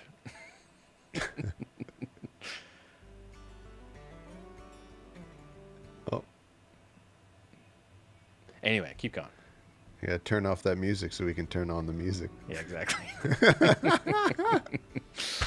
Okay. Yeah, my second note is, and this is the part where you're really gonna take another step in terms of polish, and in terms of this being like a very pristine recording, which is editing, rhythmic editing. Yeah. So the sounds of the instruments are perfect. The way that they're balanced, the way that they're mixed are perfect, with the exception of just bass louder. The reverb, perfect. Everything is impeccable. The only aspect of it that is not perfect and not impeccable is the rhythmic accuracy of all the runs, right? Yeah. There's quite a few runs of do da da da da da da da, which is There it is. right there. Really well done. Yeah, Cool stuff to do in tandem like that. and so like just right there, the first and the third one were pretty accurate. The second one, there was some flamming, and then later on in the song, there's a couple runs where it's more inaccurate, and just little moments like in the middles of solos where it's drifting. The solo notes are drifting away from the strumming of the songs. So yeah, so Mark says, yeah, it's one of my rare songs not played to a click. So play to a click if possible, but whether or not you do play to a click, something that I do understand a lot of musicians are averse to, which is editing, going in and slicing it up. So not only is that a whole skill to learn how to do, but a lot of people are just like ethically, morally opposed to it. Right. A belief that if that's too Pro Toolsy or whatever. Especially in this kind of music. This scene, I've experienced it myself. Like, people have a weird thing with recording to a click sometimes, which I understand. Yeah, and going in and busting out the razor and editing things. But Mark, if you are not morally opposed to that, good for you. Yeah. I say that is a strength, that you're not morally opposed to it if you're not. And yeah, I think if you bust out the elbow grease to get in there and line up notes and move notes around so that they end up being played precisely together, and you tighten up the rhythm of some moments where they drift, then congratulations, you have perfection in basically all elements of production. Yes. I'll take it from here if you're good. Go. I think, Brandon, I applaud you for finding a delicate way to give him the rhythmic critique, because I feel like that is something that a lot of musicians can take really personally, and it's the same critique I wanted to make, but at the same time want to emphasize that needing to tighten up some of the rhythms is not a critique of your musicianship. Right. It's Yeah, this is that's this is normal. a captured performance, really, to my mind. That's what it sounds like. You're it's kind of, at the same time, it's kind of not a captured performance because Mark is wearing several hats and he's playing several different parts here. Yeah. So depending on what was recorded first, what was overdubbed, there's definitely room where he could, maybe you don't record the whole thing to a click. Maybe you record like the bass. Maybe you record the bass to a click, so that is your anchor. That's your anchor point, and then you two come in and play over that, and then you have something that's keeping the rhythm super grounded that you have to stick to. It could even be an element that you end up taking away later. Like, Sure. like you could just like be strumming through the Yep. chords on a guitar or something. Yeah. And then that could be a guitar track that you take away later, but it only serves as the guide for recording the elements that you're going to keep, Yeah. And okay, or so you can keep it. like I said, I think you found a great way to convey that critique, and so I'm not going to spend too much more time on that because I think you made the point perfectly. And let me just say last thing on this, like you said, Nate, exactly. And I'm so glad that you did say it and you did point it out, is like, that is not a critique or throwing any shade on the musicianship, because everybody needs that editing. Everyone does. I edit the shit out of everything that I play. Yep. I know you do. I definitely do. Just this recording session that I was talking about last week at Capitol Records with the greatest living reggae musicians in the freaking world, who've been doing nothing but playing reggae and perfecting their rhythm for 40 something years. After we recorded them, the next thing that we did was we did a whole pass through of scooting notes around, and they recorded it to a click. Yeah. You know, like one of the greatest rhythm guitar players in Jamaican history had to scoot his notes around Totally. here and there, you know? Yeah. And it's what it comes down to is, this is a replication of the kind of live, loose type of performance you would experience from bluegrass musicians in a live setting, right? So if this were a live show, I'd be like, fuck yeah, that was awesome. That was amazing. I have, it's hard to have complaints because they're doing it live. It's off the cuff. It's, it's loose. It's supposed to be that way. But for this is a recording. So I think it's appropriate to present this as such and enhance it. Exactly. There's nothing wrong with that. Yeah. No, there's not. And it's... Especially again, because it's you're normal. already doing Like, so many other things. yeah, you put reverb on here. There's no reverb in real life. Exactly. I mean, there is constantly reverb everywhere in real life. That's not Right. true, but not that reverb. Right. Yeah. But like even to go back to movies again, man, like there's a difference between a movie that we watch and a video from my cell phone, like Totally. movies are visually enhanced and made to look more with more contrast, more color, more shine, more everything than real life has. Yeah. Right. And the when we present recorded music, unless intentionally done so, the way that it's done is the exact same concept. It's enhanced. It's an enhanced version of real life. Yeah. There's more. It's mixed to be brighter, like how Please No Trash says. In love with the guitar tones on Oconee. Immaculate balance of treble and bass while still being punchy. Big time. That's not what guitars sound like when you're sitting in front of one in real life. right. It's an enhanced It's bigger version than life. of it's Yeah. bigger than life, exactly. And so the rhythm, if that is the effect that you're going for, then if the rhythm has if you can see the warts that real life has, then it's not that product. Yeah, and here's the last thing I'll say on this before I get into my positives, which I have many. The other benefit of editing your recorded versions of your songs is to create basically like almost like a platonic ideal of the song, right? It's this like almost imaginary version of the song that's like too good to exist in real life because it can't. You know what I mean?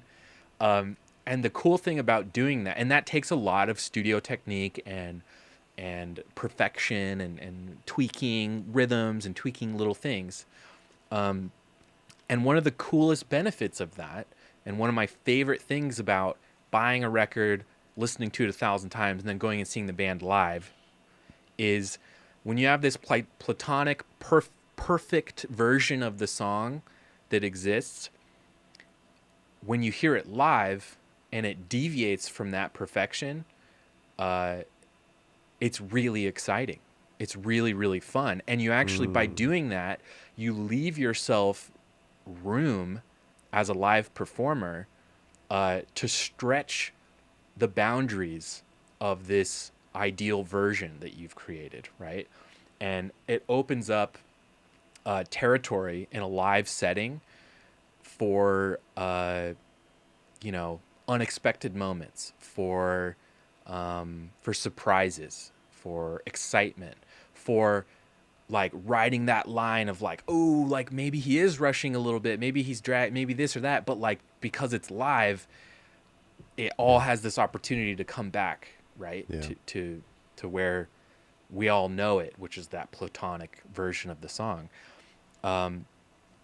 So that, yeah, and that's the magical a part of the magical thing of being there for the live performance, like seeing Right. a play as opposed to a movie. right, exactly. You know, like he accidentally dropped the prop or something, but it's Sure. like, I love that because I was here, Right. and that guy is actually right there. Yeah. It's Yeah. amazing. So what I would say is this song, there's room for it. Not the song, this recording of this song.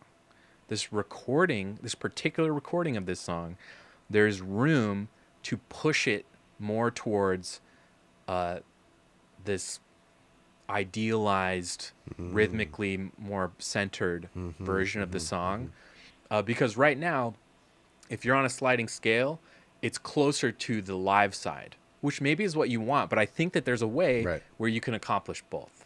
And that's really the last thing I'll say about the rhythmic stuff, because That's I feel like very well said. we've harped on it enough. But the things I like about this song that I think are fantastic are, I'll echo what Brandon said about the elements that were recorded.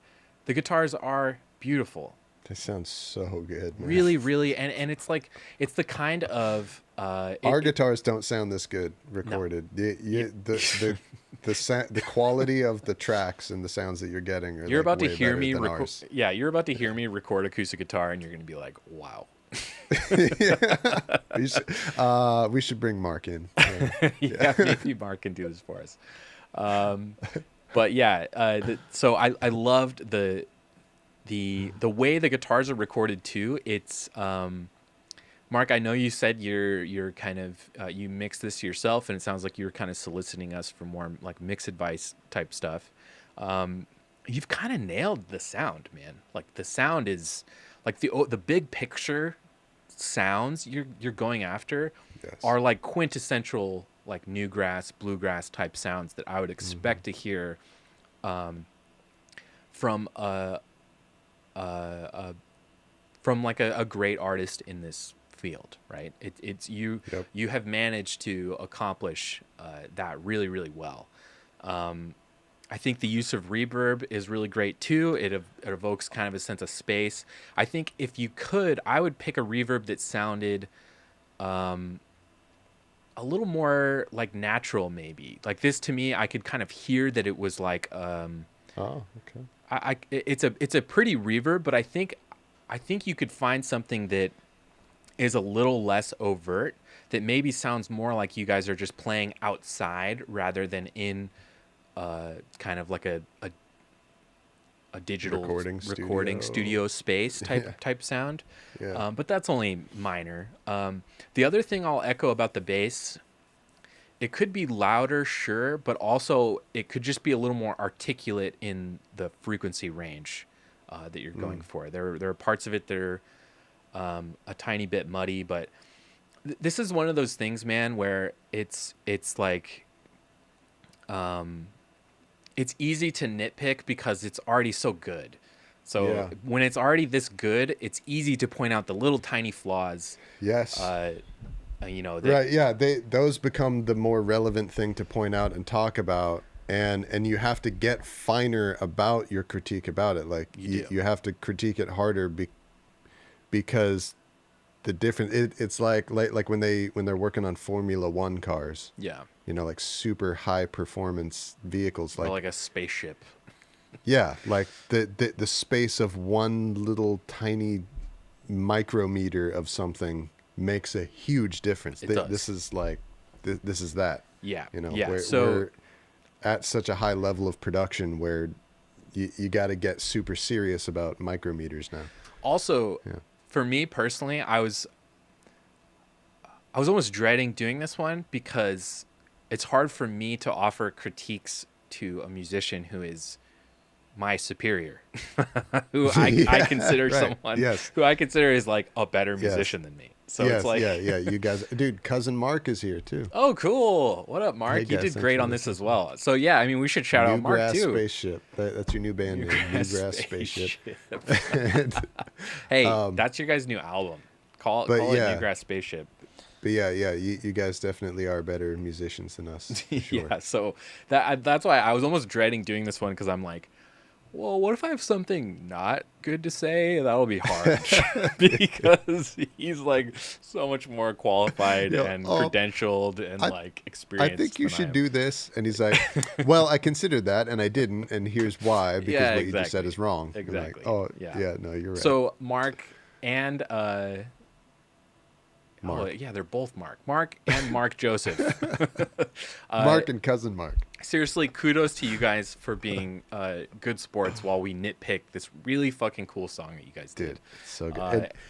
And then the last thing that I don't know if we said, just the music, what it is, the chords, the melodies, the harmony. Beautiful. It's amazing. It's beautiful music. Beautiful. It's And again, like, I know that these two songs we picked today are like so fucking different. They really, really are. I'm not even going to try and draw like some magical line between them that makes them more similar than they are not. But the thing I will say about both these songs is both of these artists set out to evoke something, and they did it in spades. Like, to me, I think it was Andy said earlier, like it reminded him of sitting on the porch with his dad, or just playing this kind of music. This is the kind of music I used to play with my friends. We would sit around and noodle around and nothing like this, nothing as good as this, but we would sit around and play this kind of music that's rooted in Americana and bluegrass. I used to go to bluegrass festivals as a kid. I love this kind of stuff, and it really brings me back to that time.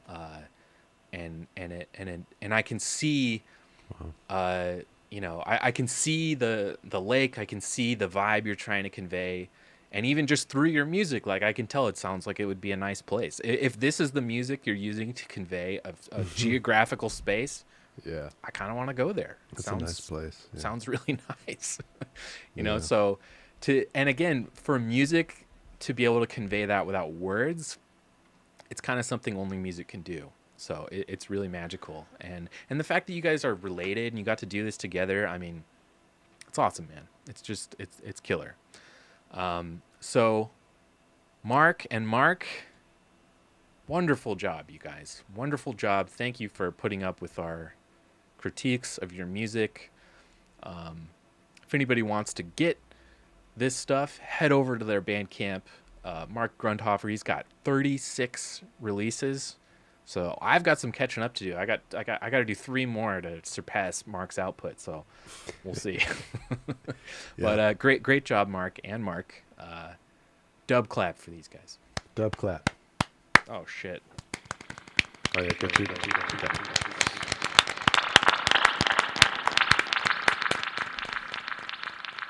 Great job. Please no trash says, hate to make this more complicated, but my name is Mark.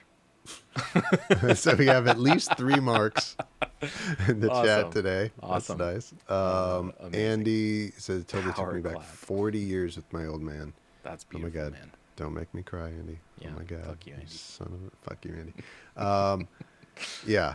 No, this is, and also too, there was, another, suggestion and, critique in there from Andy as well, saying I missed the banjo. Ah.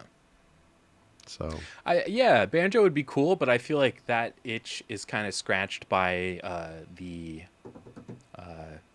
almost said melodica. That's not what it was. The mandolin. True reggae guy. Yeah, that's Andy's suggestion. That's not us. The opinions expressed in the chat do not necessarily reflect the. Especially Andy's. Especially fucking Andy's. He's been Jesus. drinking too much coffee. Yeah. When the chat expresses that I should grow a Burt Reynolds style mustache, I want to stress What did he call it? that view is not a reflected by lipworm? me. Yeah, something like that. Actually, Andy, if I'm being totally honest, man, I would love nothing more than to have a thick, luxurious mustache on my face. But I can't really grow it. This is kind of as good as it gets. So You're on the well. way. Oh, I've been on the way since I've been Andy's on the just drunk, way that's all. since I was 12, though. So how on the way am I really? You've been. This is your growth since 12 years old. This that is we're it, looking man. at here. This is as good as it gets. You know, I've reached not the mountaintop of cool mustaches. Oh man. So yeah, wow, what a fun segment. I'm so glad we have this to do. It's like Yeah, this is a good idea you had there, Nady. it's cool, and I'm not gonna say who, but I took this idea from another stream who does something like this because I was asked to submit something, and I got so far as to start to do it until I realized, like, oh, this is like a weird payola thing. Like, I'm supposed to like pay this person Yeah. to like listen to my stuff, and if I don't pay, and there's so many artists doing it that it's like, if you don't pay X amount of money, you'll have to sit through a 5-hour stream before he listens to your song. This person listens to your song. And I just was like, no. There's a better way to do this. There's a better way to do this where it's a little more inclusive. It's a little more in depth. Yeah, where we only make them sit through 2 hours. Yeah, 2 on the hours stream. and weeks before we get around to it. But you know, it's like, Yeah, and thank you, Mark, for the for the $10,000 check that you sent us in exchange for playing your song on Yeah. the stream. yeah. Yeah. That being said, totally optional. If you guys do, not Mark specifically, but if anybody watching does want to give us money or give us a tip for doing the show, we've got these neato little QR codes down here.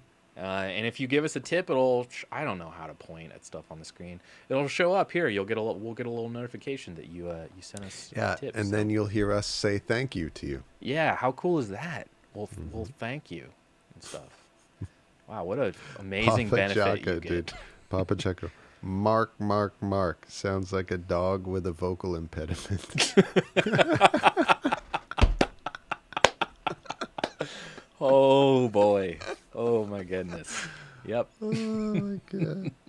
Jacka is so funny. Cool. So hey, if you're watching and we haven't got around to your song yet, just know we're getting around to it. We're only doing the songs that we initially sent out, that we initially solicited for. We haven't sent out any more kind of posts or invitations for more people to submit stuff yet.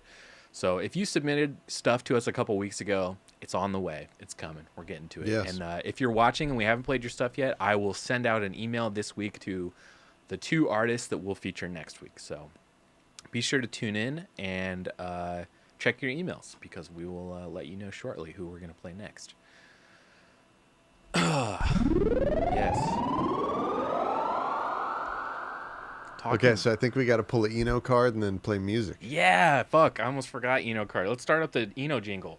Okay, Brian press play Eno, on our he is my best pre-recorded. friend. Eno card. Yep.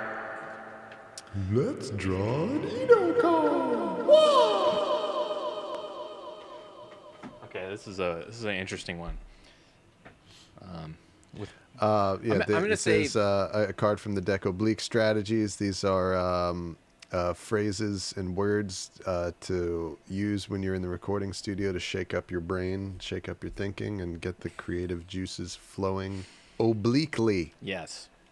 I just want to preface this with, I'm gonna read it.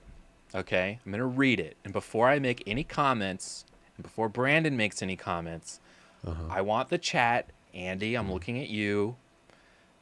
Just get it out of your system, okay? Just comment all the shit you're going to comment. Comment all the dumb jokes you're going to comment. Just get it out of your system. I give you full permissions. As soon as I read it, just go ahead and just get it out of your system so we can actually talk about it. Does it say like ding dong in it or something like that? It says, do we need holes? Do we need holes? Need holes. So yeah. No, that was smart. Yeah, we need to let the air out. Yeah. Go ahead. Go ahead. Yeah, please, Andy, please. Whoever. Just get out of your system. Let us sit here and just kind of. Yep. All right. I can't read it from here, but it looks like Andy looks like Andy said something or someone said something. So, okay, we're going to move on. Now I'm just trying to think of jokes. Okay, so do we need holes?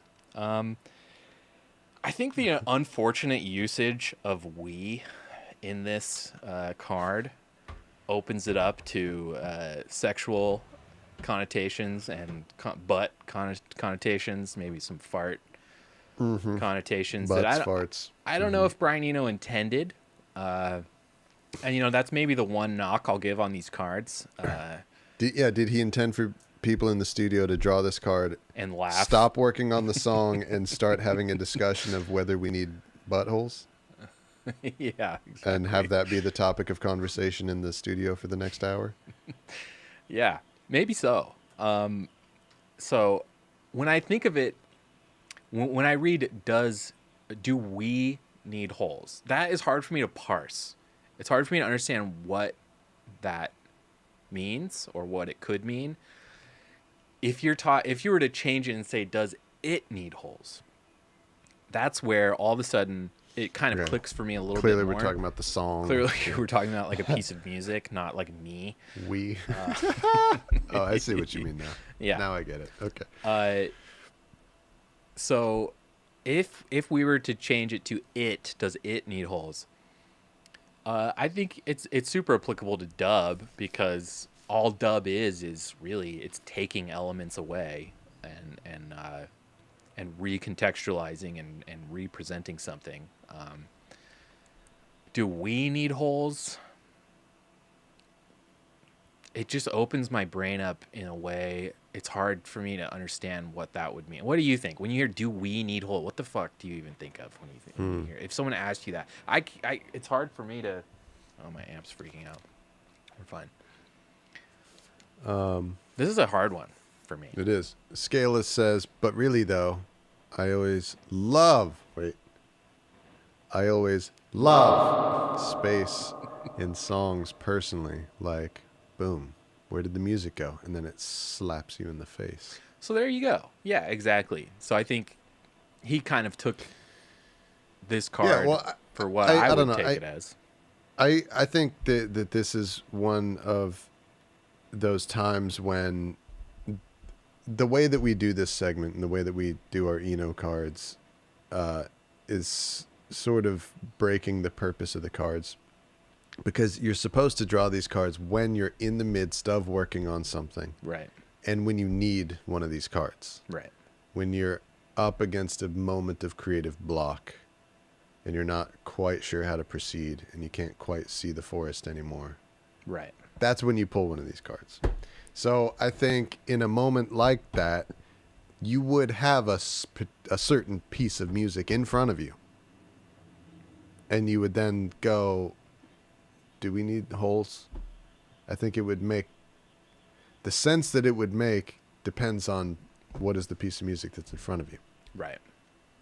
Because whatever the holes of that piece is, whatever way that makes sense. Oh, there's huge gaps in the drums here, or like there's like an instrumental little post-chorus section. Like I can see that there's spaces between the vocals or something. Like whatever it. When you say holes, what does that mean for this song in the context of this song? You would be asking yourself the question, do I need those? Yeah. But we don't do that. We draw the card before we've started working on any music for the day. Right. Yeah, it's a different way to do it. Maybe Eno cards could be more spontaneous segment in the future, like while we're working and we're just like, fuck. And then we could go, oh my God, we need to draw a card. Yeah, but we never have creative blocks because we're the most creatively fluid people. Really good. We're kind of good. We're fucking so good at everything. Yeah, I don't know. This card, if it were a tree, it doesn't bear a lot of fruit for me. I'm not gonna lie. All right, well, fuck it. Yeah, throw it back in the pile. It is. It's back. Right. Okay, so I saw Andy spamming, in dreams, in dreams, in dreams, in dreams. So let's start working on some music. I didn't see that. I did. I think I saw it. Okay. Brandon, if you can manage responding to the chat for this segment, because I'm pretty much I'm cut off from. I can't see the Bandcamp Bandcamp chat, so I can't see Groove. I'll check in over else. there.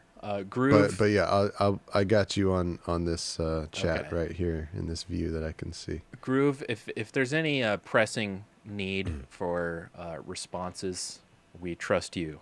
Just type it in all caps. Yeah, we trust you to manage that.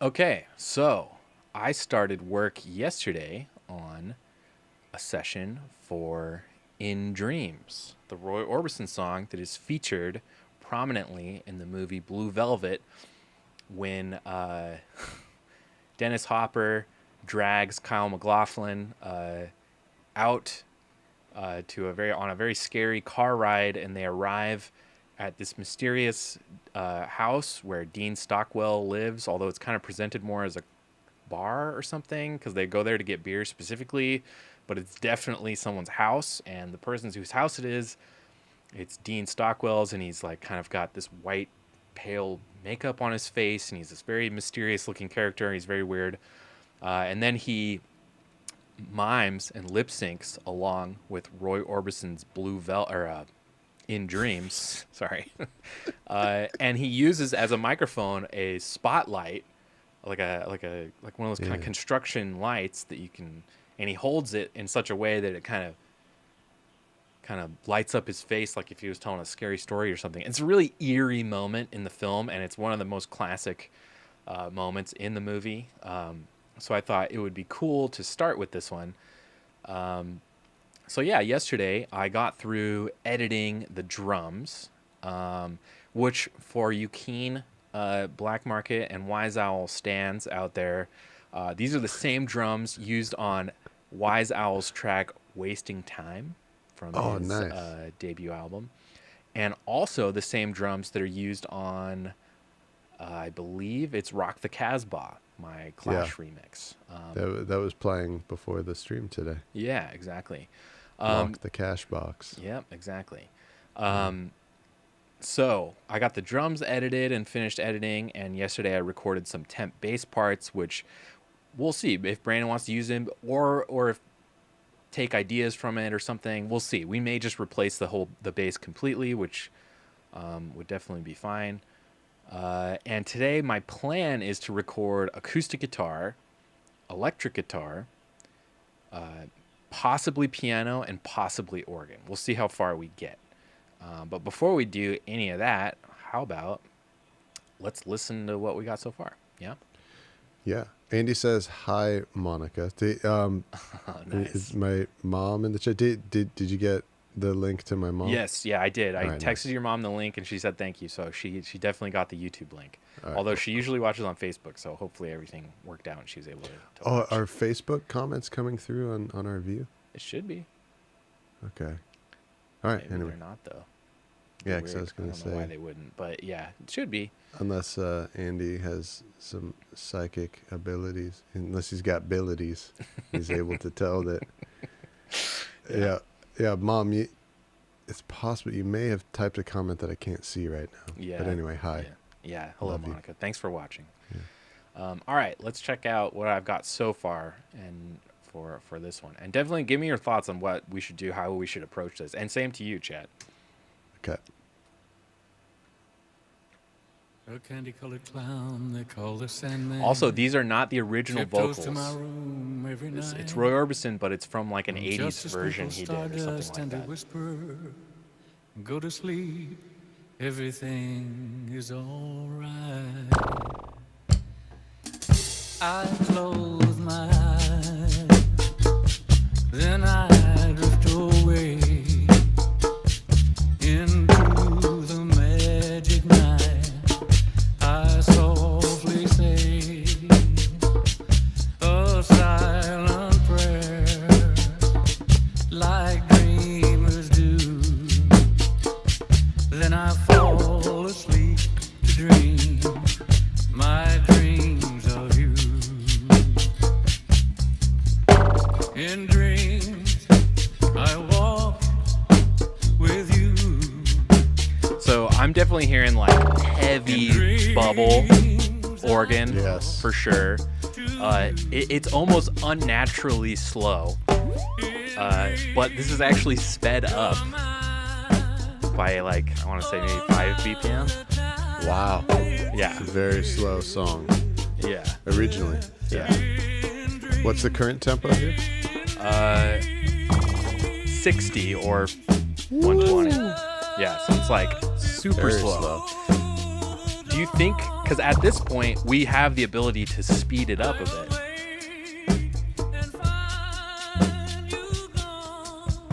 No, I don't think it's slow to the point of not working.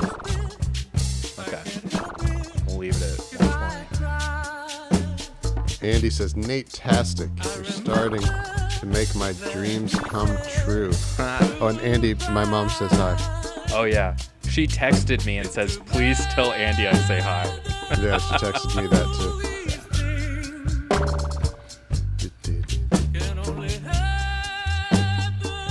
No, I think this tempo works, man. It's groovy Yeah, as I think hell. it'll be really fun at this tempo.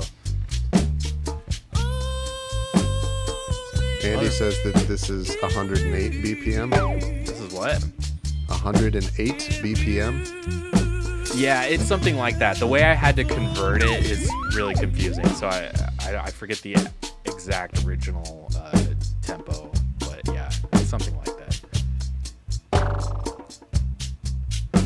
So then, since the song is kind of short, I thought we could do kind of this would just be a whole dub outro, where I would just get really heavy with the dub stuff.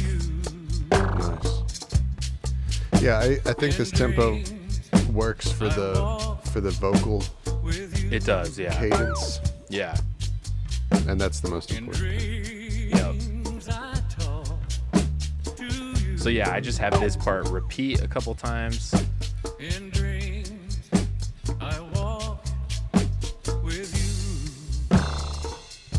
I kind of love it really slow. It's like I don't do a lot of songs that are this slow. Yeah, I love it. And then it ends. And I think what I'll do is just kind of do like a slow fade out while he's singing by himself.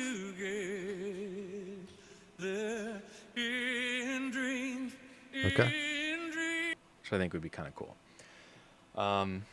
Yeah. So Yeah, that sounds great, man. yeah. What do you think? Should so what I'm thinking is in the original, there's an acoustic guitar for sure. So I'm thinking I definitely want acoustic in the intro because that's where there's an acoustic guitar most prominently. But also if I'm going to add it, I might as well add it throughout and see how it sounds once we layer it with other stuff. And, you know, we can always take it away, but it's kind of one of those things that, like, once I introduce an instrument, I like to try to feature it at that point. Like, if you hear it once, I want you to hear it throughout the song. So either the choices for accomplishing or for doing this is I either do acoustic guitar like on the original and feature acoustic guitar throughout, or come up with a different thing for the intro to play while he sings the beginning part. So,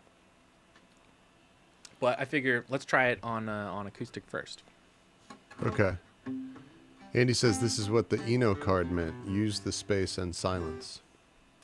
So the thing with dub though is, you know, the stage at which you're making those final decisions about where spaces are and where silences are, or at the stage when you're mixing the dub, you know, like when totally. you're tracking. Yeah, it should all be there. Yeah, right, because then you have the ability to away. actually choose when it is there and when it's not there when you're dubbing.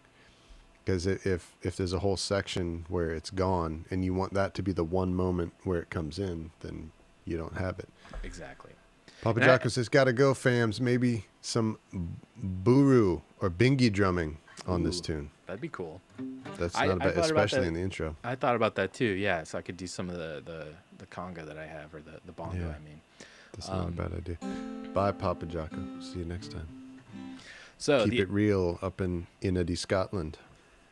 The other thing I'm going to do on this that you guys will see is this is kind of how I record in Ableton, and it really helps me, and this is why I love Ableton so much. You can do this in Reaper too. It's just that I like to first track everything in Ableton because the way I can time stretch everything as needed is way easier in Ableton.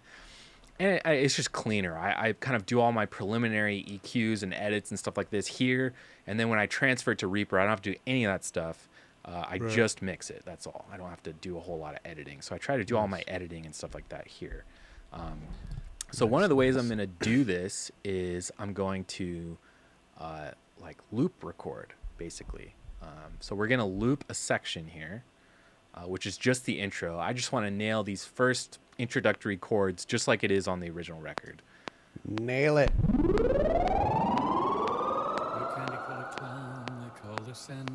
So the click is not perfectly on with this, but that's okay. I don't mind if it's a little free. So I'm going to use this mic to record, so I'm not going to be able to talk for a bit. Finally, Jesus. A candy-colored clown they call the Sandman tiptoes to my room every night, just to sprinkle stardust and to whisper, go to sleep. Sore Alba. Everything. I know that has something to do with Scotland, but I don't know exactly what it means. I'm sorry, Papa. They call the Sandman. You could teach me. To my room every night, I suspect that's some saying in Gaelic. go to sleep. Everything is alright. I close my clown they call the Sandman tiptoes to my room every night, Not recording yet. just to sprinkle stardust and to whisper, go to There sleep. you go. Everything is alright. I close my candy-colored clown they call the Sandman tiptoes to my room every night, just to sprinkle stardust and to whisper, go to sleep. Everything is alright. Okay, I want to get that a little I tighter. close my candy-colored clown they call the Sandman tiptoes to my room every night, just to sprinkle stardust and to whisper, go to sleep. Everything is alright. Let me listen to that, because I'm not really playing with the click. The click is on, so it's a little distracting. But Yeah, so I was wondering, are you following the click, or are you following the vocal? I'm following Roy, so I'm actually going to do it Okay. again without the click, just so it's a little less distracting. Candy-colored clown There you they go. call the Sandman. Talk with Roy. Tiptoes to my room every night. Just to sprinkle stardust and to whisper, go to sleep, everything is alright. Maybe mix a little better too. A candy Oops. Probably turn this down a little bit. A candy-colored clown they call the Sandman. Tiptoes to my room every night. Just to sprinkle stardust and to whisper, go to sleep, everything is alright. I close my... A candy-colored clown they call the Sandman. Tiptoes to my room every night. Just to sprinkle stardust and to whisper, go to sleep, everything is alright. Okay, I'm gonna call that as good, at least for now. So, next thing we're gonna do is we're gonna loop this red section here. So this red section I've got is... Andy says, do the mark and take off the click. No. Now I'm gonna bring the click back because it actually needs the click now. That is now called doing a mark, apparently. Okay, I need a little more music, a little less guitar for the rest of this. I close my eyes, then I drift away into the magic night. What if I saw What's up? what if you gave this kind of like a skinhead reggae strum pattern? That's a good idea. Because you're gonna have that. You're gonna have the electric guitar do a Yeah, a chaka chaka. regular skank, yeah. Yeah, some kind of. Let's try Yeah. it. Yeah, let's try it.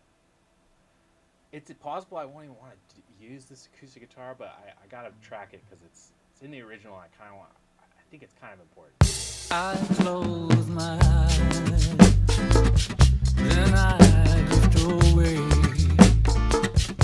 into the magic night. I softly say a silent prayer, like dreamers do. Then I fall asleep to dream my dreams of you. And I close my eyes, then I drift away into the magic night. I softly say a silent prayer, like dreamers do. Then I fall asleep to dream my dreams of you. And Yeah, I like that. I think the take before that one was more in the pocket. Okay, let me Even. I might have to just do it again then. Okay. Let's see. Actually, wait. But yeah, you like that pattern, eh? I do, yeah. Yeah. I think it's also gonna lock in nicely with the other instruments in the skank. Because one of the things about that I realized at some point about that skinhead strum pattern is it's based on the ska rhythm. Right. Because it doesn't have the reggae skank has double the note value Yeah. as ska, and so the skinhead pattern has it's better suited for slow tempos like this. Yeah, yeah, it definitely fills the space really nicely, and it's a rhythm. It's really complementary to the rhythm, very much, especially at this slow tempo. It just really, it like kind of fills things in a way that I really really like. I wasn't expecting to do that on this actually, so that was a really good suggestion. Let me try another take. So the other thing about recording this way, and this is how I always record.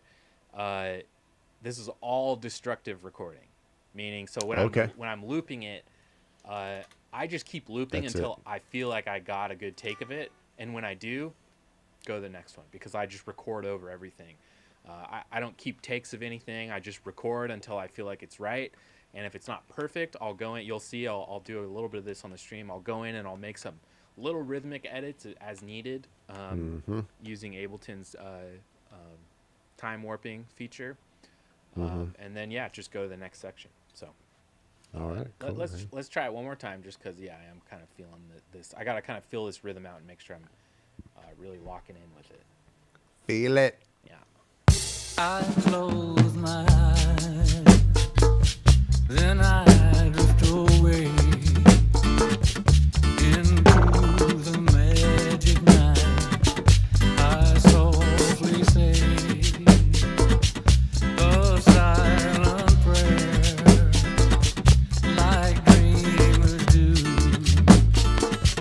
Then I fall asleep to dream my dreams of you.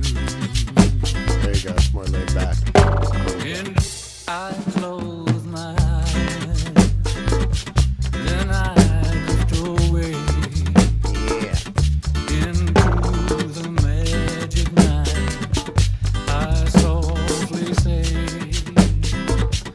a silent prayer, like dreamers do.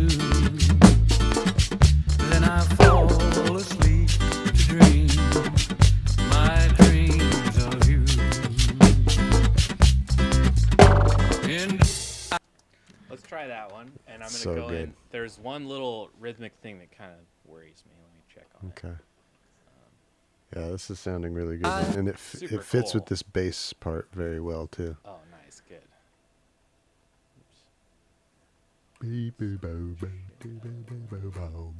Yeah. I close my eyes, then I drift away into the magic night. I softly say a silent prayer, like dreamers do.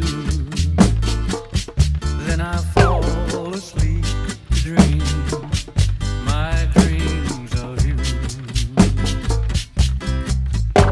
And I close my eyes, then I drift away into the magic night. I softly say a silent prayer, like dreamers do. Then I fall asleep to dream my dreams of you. Got rid of that keep drum. It was kind of fucking me up, I feel like. Cool. Got it. Cool. Yeah, so like Oh shit! I didn't even notice that Scaleless said I have to get ready for work now because this is a vibe. I'll catch y'all later. I didn't even notice. nice. Well, yeah, Scaleless, you can always catch this this stream will be here on YouTube, so come back and check it out, and on Bandcamp Yes. too. Belated goodbye, Scaleless. Have Yeah, a good day at belated. work. Cool. So yeah, so then Next. next section. Let's check out this section now. Dreams, I walk with you. In dreams, I talk to you. In dreams, you're mine. All of the time we're together. In dreams, in dreams.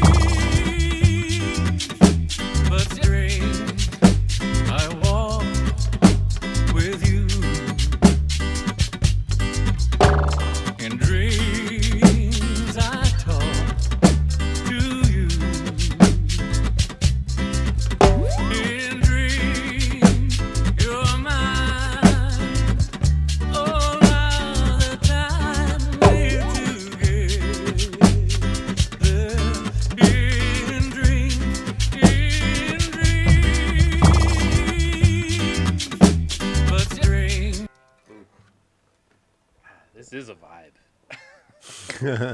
I really like Feeling it now. Huh? Oh yeah. That one for me was good. Did you hear anything weird? Should I try it one more time?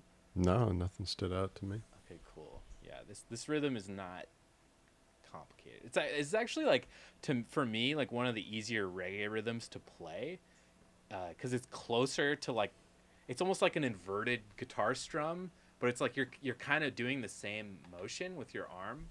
Mm-hmm. So for me, it's like this was one of the first like different reggae strum patterns I learned. One, because I love the Agrolites, and Oh yeah. you know, they're really proficient at this type of thing. Yeah, Brian Dixon is the king of this rhythm. Absolutely the king. But also, yeah, it's just it comes pretty naturally if you're a guitar player. It's not a super complex thing to learn like some of these rhythms can be. So Yeah. okay, so now we're into. So this song's cool. It's not like a typical verse chorus verse thing. It's like each section builds into the next section, and it's really apparent when you listen to it all together. Is it from a musical or something? No, this was just a song he did, a single from the 50s. Although this vocal recording is from the 80s. I think he re-released this as a single when Blue Velvet came out. He like redid it because everyone liked it again. All right, next section.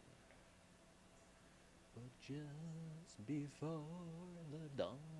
Just before the dawn, I awake and find you gone. I can't help it, I can't help it if I try. Nice. I remember that you said goodbye. It's too bad before the dawn. I awake and find you gone. I can't help it, I can't help it if I try. I remember that you said goodbye.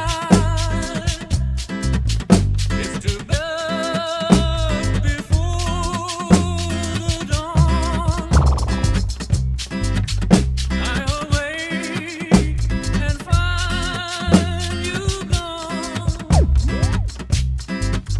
I can't help it, I can't help it if I try. I remember that you said goodbye.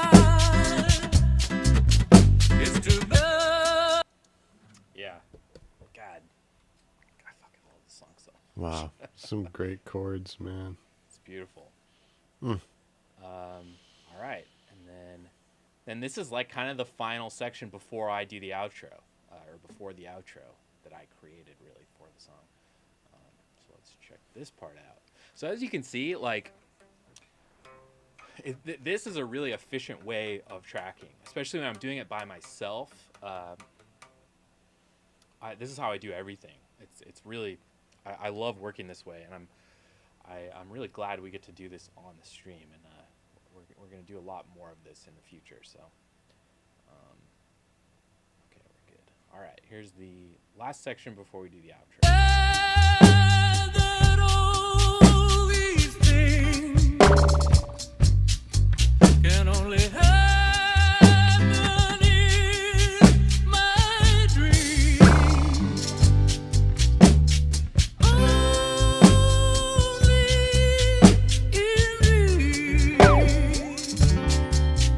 in beautiful dreams.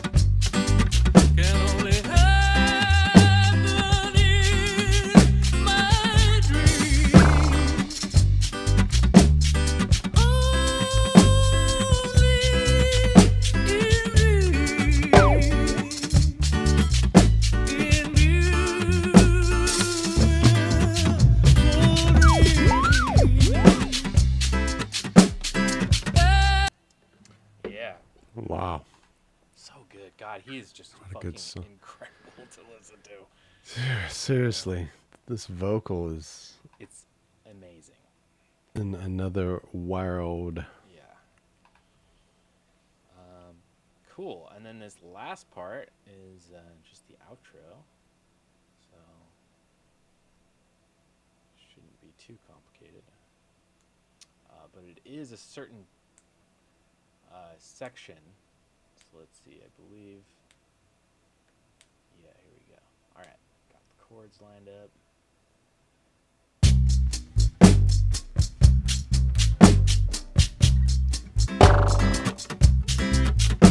In dreams, I walk with you. In dreams, I talk to you. In dreams, I walk with you. In dreams, I talk to you. In dreams, I walk with you. In dreams, I talk to you. In dreams, you're mine. All of the time we're together.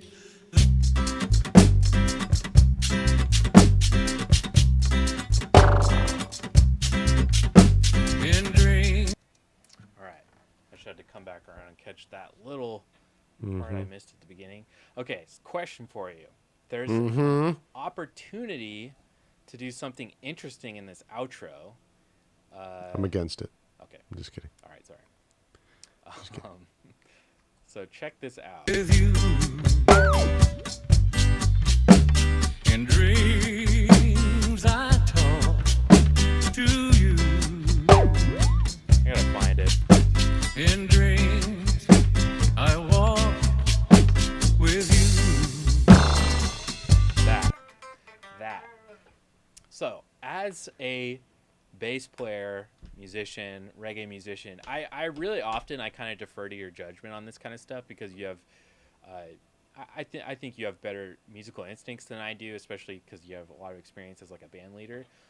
This is the kind of thing I don't emphasize enough when I'm doing this by myself, and that's when the drummer does this move, should I emphasize that with the rest of the band? Like, should I make the bass do something here and the guitars do something here that kind of matches what this drummer does with this big moment he has? So listen to this one more time and think about that.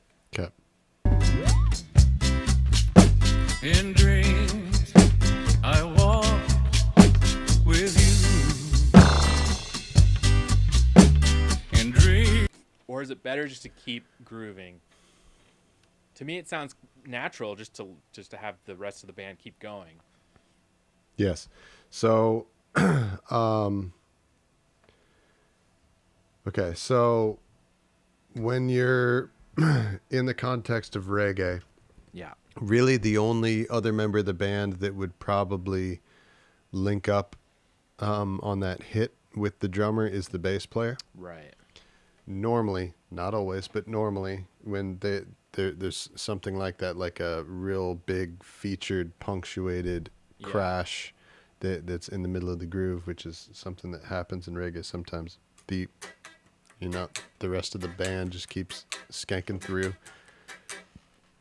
Because I know that you know this, but I'm saying this for everybody else. Of course. In a rock and roll band or a band in lots of Western music, there's a rhythm section. Wait, hang on. This is No, going you're correct. against There's a rhythm section. I know, but the point that I was setting it up for is actually like not the point that I was trying to make. But anyway, basically the point that I'm trying to make is that in a reggae band, the guitar players, the keyboard players, are a separate section of the band than the drummer and the bass player. Right. The drummer and the bass player are their own unit Right. that move in ways together that are a lot of the times independent from what the rest of the band is doing, even though traditionally you would say that all of them, drums, bass, guitar, and keyboards, are all the rhythm section. So in this particular case with this song, the bass line already does line up with what the drummer is playing. Okay. And it actually sounds like the drummer is playing off of your bass line. Okay, cool. I want to listen to it again with that in mind now that you say that. Yep. In dreams, I walk with you.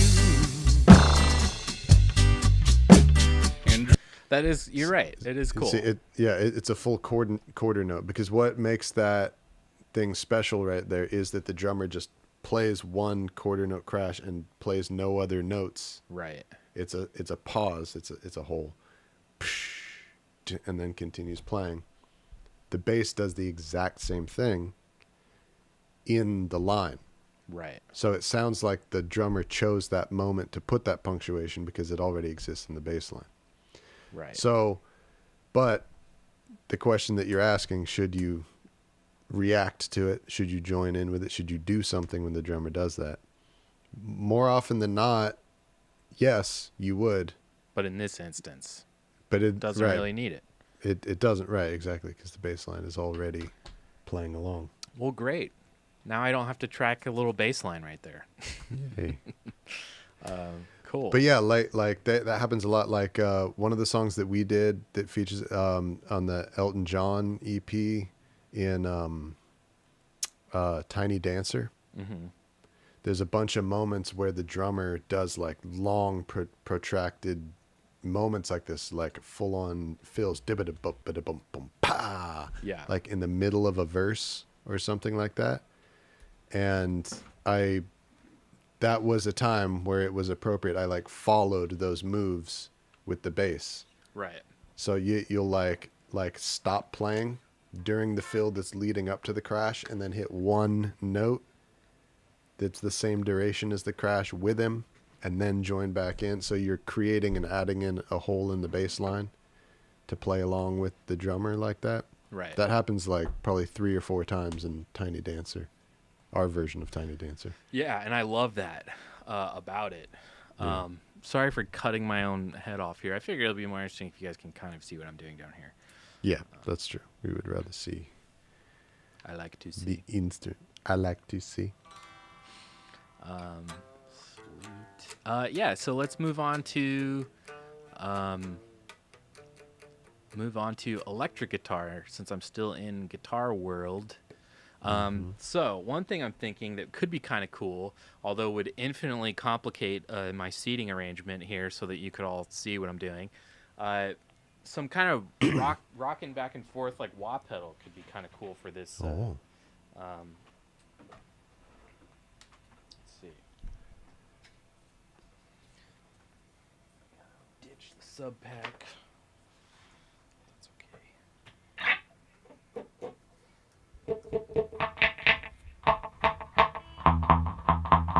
Oh, nice. I've got the slap lined up already. I love it.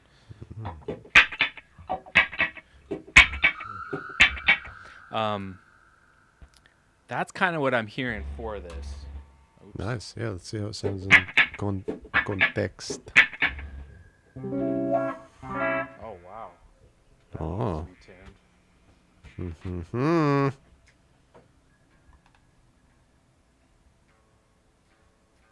Surprise, surprise. That's not what a C chord sounds like.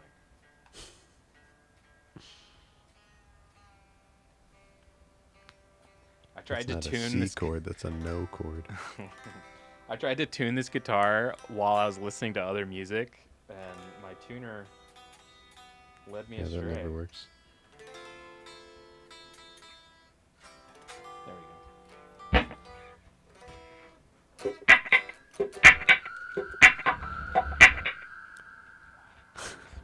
Shitty issues with my cable. It's making weird Is that noises. smacking your...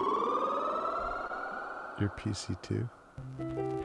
Oh, maybe. I have the sensitivity turned up like all the way, so like Oh. if I do anything, it like goes off. It's fun. But yeah, kind of stupid for recording. All right, let's try this now.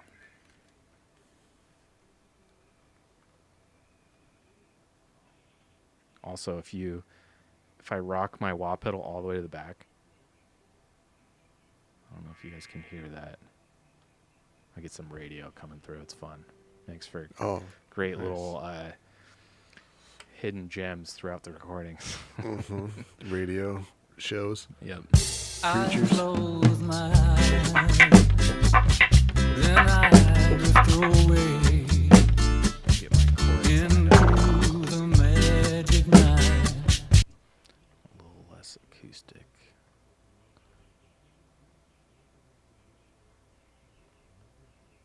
I close my eyes, then I drift away into the magic night. I softly say a silent prayer, like dreamers do. Then I fall asleep to dream. My Gotta do a little more tuning. This thing sounds out to me still. I think on this one, Should I just go straight? No wah rocking? no, I like the wah, but I think it should just be a double strum pattern. Okay. Got it. With the exception of the little embellishments. Sure. Yeah. Okay. I like that. But yeah, he's let the acoustic be the, and the let the acoustic do the 3 pattern, and you're good. Yeah. Right. I have some cable issues. Sorry, everybody. Yeah, do a nice little Whalers vibe. Yeah, exactly what I'm going for. Nice. All right, let's try it again. I close my eyes, then I drift away into the magic night. I softly say a silent prayer, like dreamers do. Then I fall asleep to dream my dreams of you. And I close my eyes, then I drift away. Ah, man. Wow. Sorry, guys. Got some dirt going on in there. Yeah.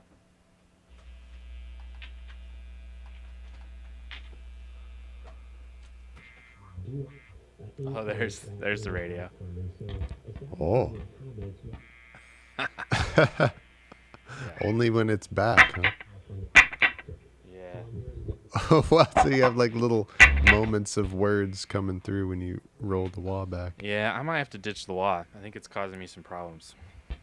Oh, what a shame. Oh, Jesus. all right. Sorry, y'all. It's all good. Blowing into like a Nintendo cartridge. Yeah, exactly. I think it's beyond the... It's not the guitar. I think it's the amp itself. Oh boy.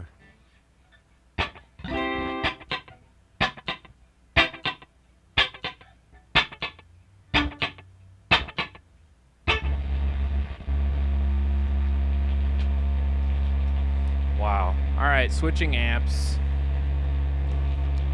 Amp switch. Yep, these are the realities of the studio, folks. It happens. Nobody is above the delights of vintage gear. When they just decide to stop working. Or they work perfectly fine, except, you just have to live with the the fact that they like to just make big, loud growling noises every once in a while. And in between those terrible growling noises, they work fine and sound great. Classic ears like that. All right. Mark says that hiss is boutique. The problem is... Well, let's try the wah again. Problem is this amp's less clean. Yeah. What?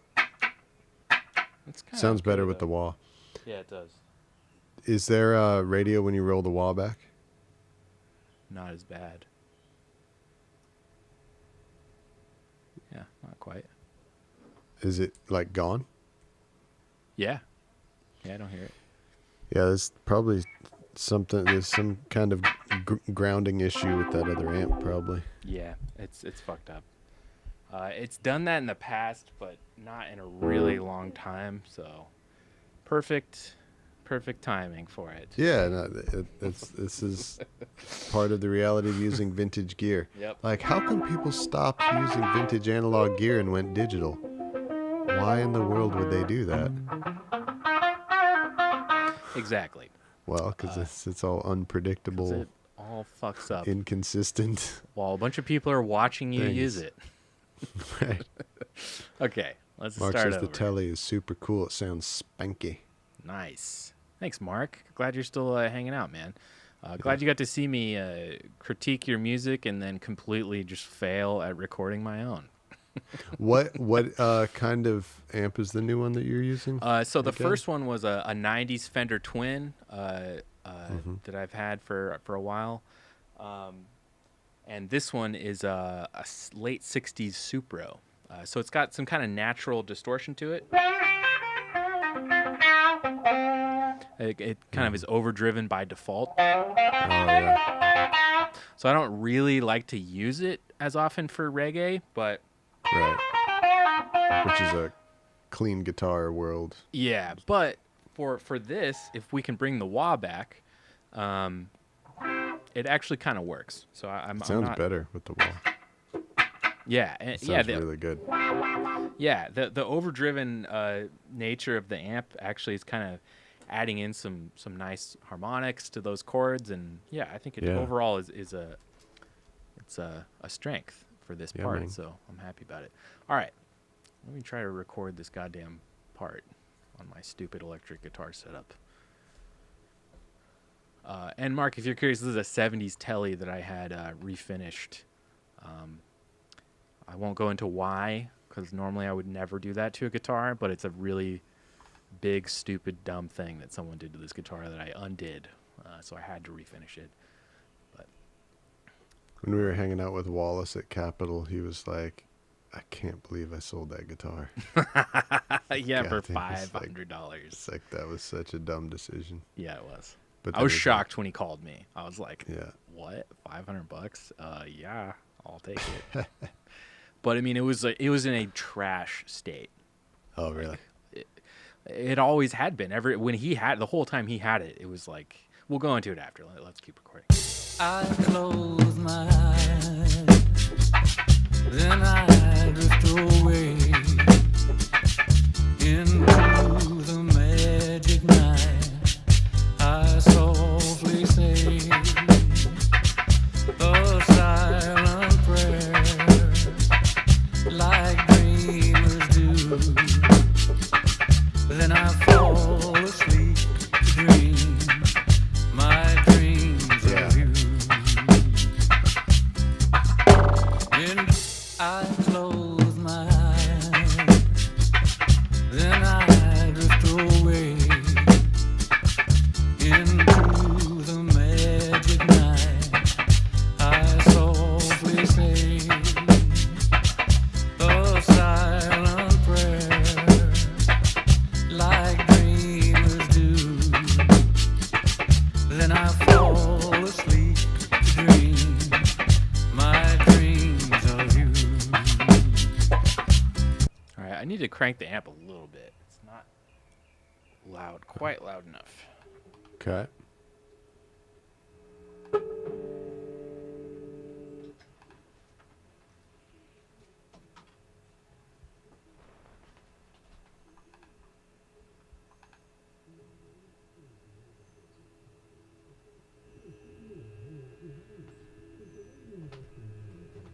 Yep, there's the radio. There's the radio again. Mark says, bro, I'm loving hearing... Oh, What? Can you hear me? Yeah. Mark says, bro, I'm loving hearing you play some guitar. I had no idea. Oh, a lot of Mark people didn't don't. know that you play guitar. A lot of people don't. It's my first instrument. It's my main instrument. Yeah, man. But yeah, Nate's an incredible guitar player. I consider myself a recording engineer first and foremost. But yeah, definitely play guitar. All right, let's try this again. I close my eyes, then I drift away into the magic night. I softly say a silent prayer, like dreamers do. Then I fall asleep to dream. What do we think about the pickup?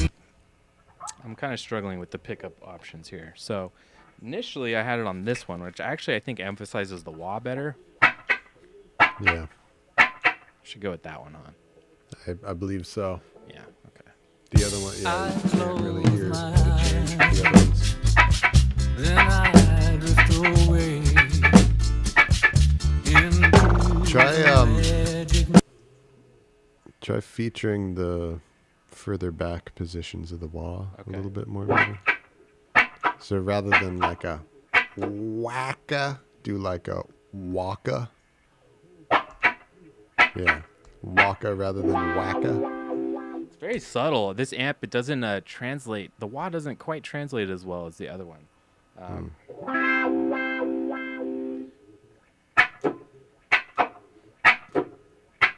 Could also do like inverted, like start forward, second one back.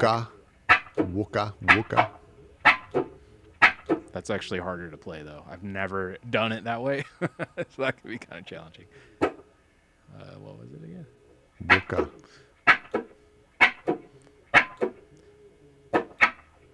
Yeah.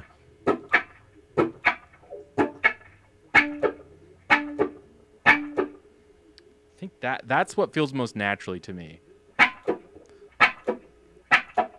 Gotta do a different D minor, I think.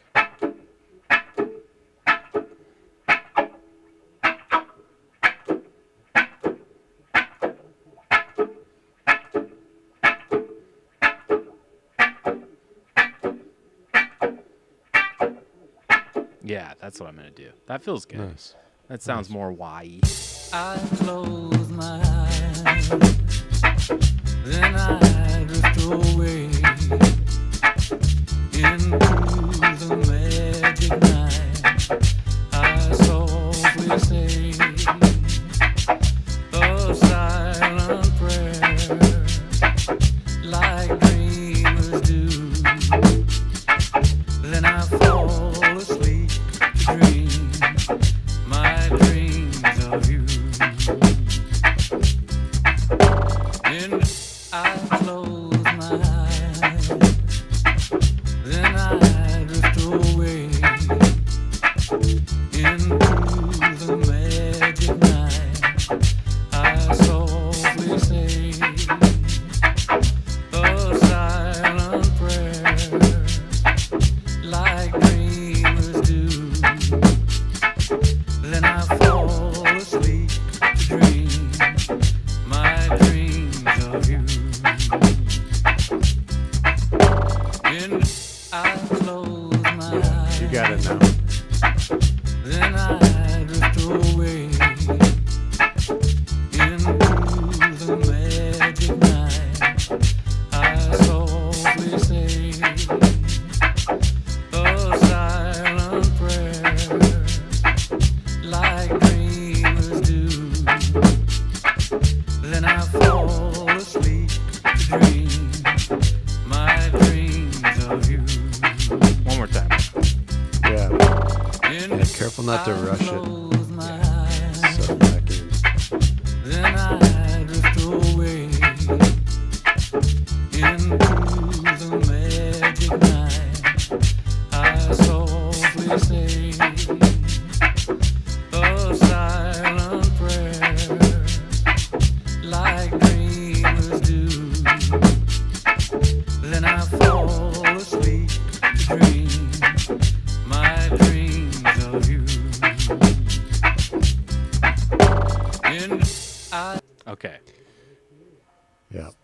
That was pretty good. I think you're right, though. There were times I was rushing a bit, so I'm going to go through and I think you should crank those drums for yourself in the headphones. If you just like locked into the...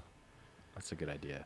I actually was thinking that yesterday. Feel of them I drums. was thinking about that yesterday while I was... actually, here.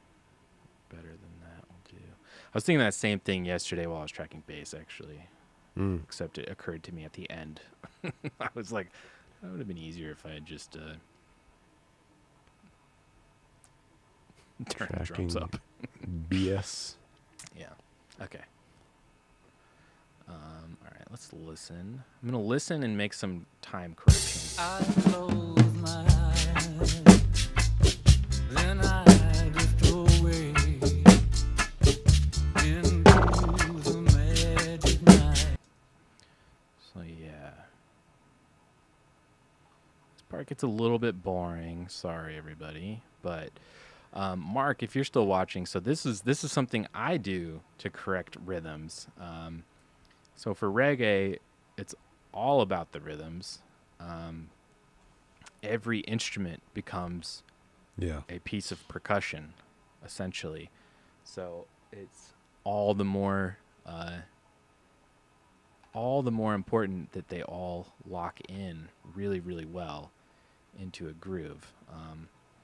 And with this particular strum pattern, there are 2 instances basically per beat that I could be off. So sometimes 2 chances to be wrong. Yeah, exactly. So sometimes I'll just go in like this in Ableton and just correct some of these rhythms, because ultimately, like I said, I consider myself a recording engineer, producer first and foremost. I do play guitar, but guitar is a tool in the toolbox. It is not the end-all be-all for me. It's the ultimate point of this is the end product, and if I have to do something weird to my guitars to get them to a point where it serves the song better, then I will do it every time. I close my eyes, then I drift away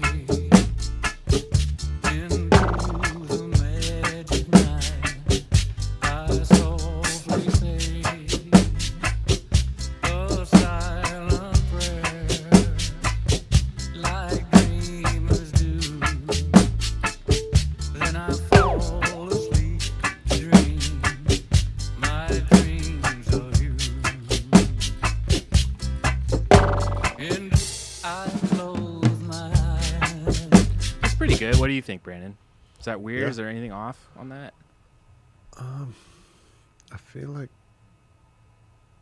it's... I was kind of distracted when you played it back, but Oh, I it's think... okay. Here, play it one more time. I close my eyes, then I drift away into the magic night. I softly say a silent prayer, like dreamers do.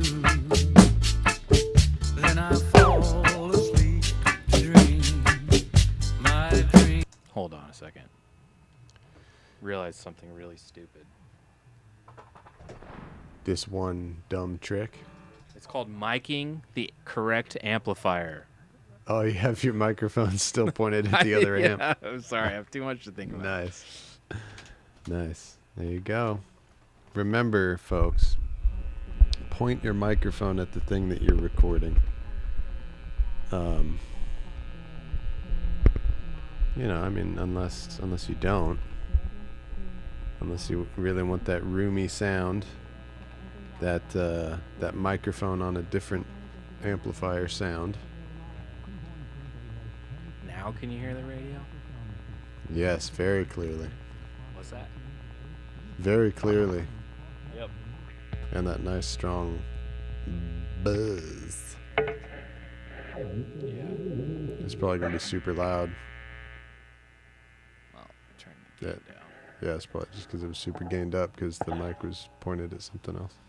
Yep. Ugh,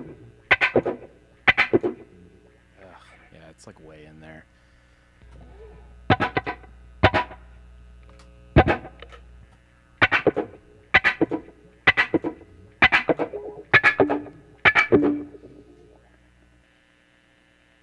Well, okay. Now here's where a little EQ comes in.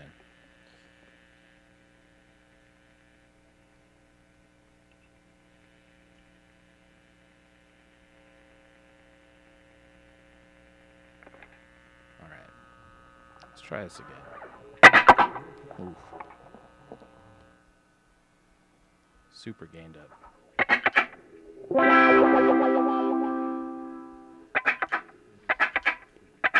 Yeah, I think if you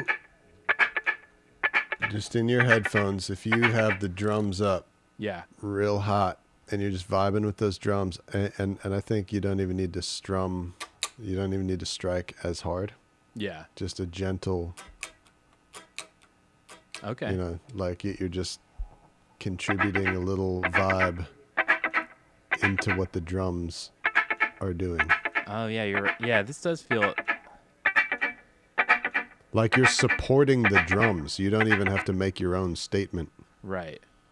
Okay, let's try this again. I'm digging the sound we've got so far. I close my eyes, then I drift away into the magic night. I softly say a silent prayer, like dreamers do. Then I fall asleep to dream my dreams of you. And I close my eyes, then I drift away into the magic night. I softly say a silent prayer, like dreamers do. Then I fall asleep to dream my dreams of you. And That felt pretty good. What do you think about that one? Yeah, there's a couple drifters, Yeah. couple early fellows in there. Yeah. I think Yeah. for the sake of the stream, I think I'm gonna call that usable after I edit it later. But let's go to the next section and just keep it moving. Oh, Mark says, got to get back to the teaching gig. Stop by next week. Thanks again. Can't wait to hear the finished track. Thanks, Mark. Yeah, thanks, Mark. Thanks for coming by. Good job. Great job today, Mark. And, Thank you. Yeah, man. See you next time. Yeah. All right. All right, let's check out the next section. Cut. Because really the goal for this segment, I would like to get kind of just a more fleshed out picture of the song, and I'll go in and overdub or make little edits as needed instead of Yeah, doing all and this that part right now. is going to sound completely different when there's piano and organ in there. Big time. Yeah. Yep. All right, let's check out this next part. dreams I walk with you. In dreams I talk to you. In dreams you're mine. All of the time. There you go. That was it. In dreams,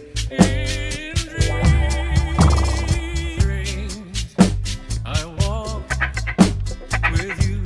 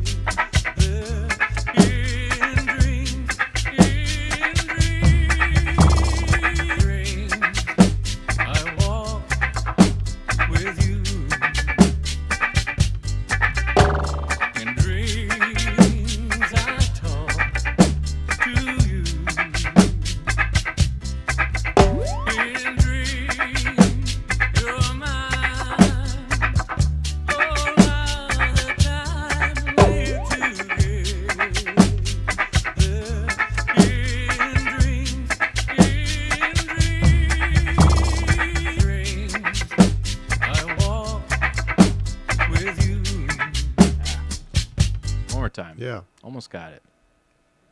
Yeah, Very yeah, close. yeah. There's one like little flub on a chord I didn't like, so I'm gonna do. Dreams, I walk with you. In dreams, I talk to you. In dreams, you're mine. All of the time we're together.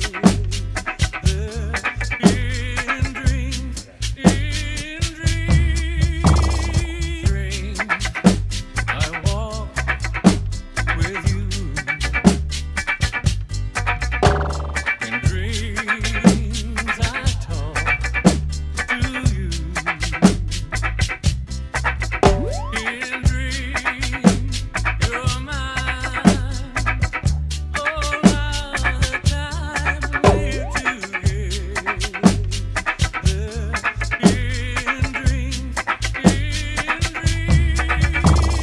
dreams, I walk with you. In dreams, I talk to you. In dreams, you're mine. All of the time we're together.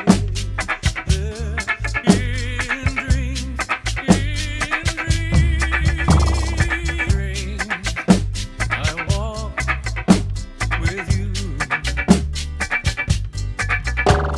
In dreams, I talk to you. In dreams, you're mine. All of the time we're together. In dreams,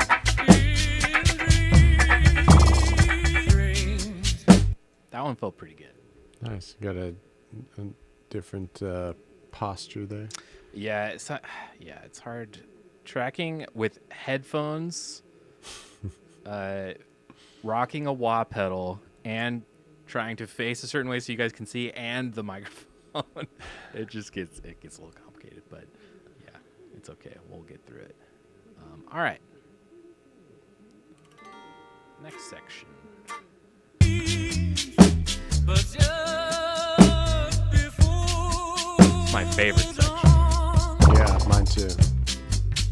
I awake and find you gone. I can't if I try. I remember that you said goodbye. It's to leave, but just before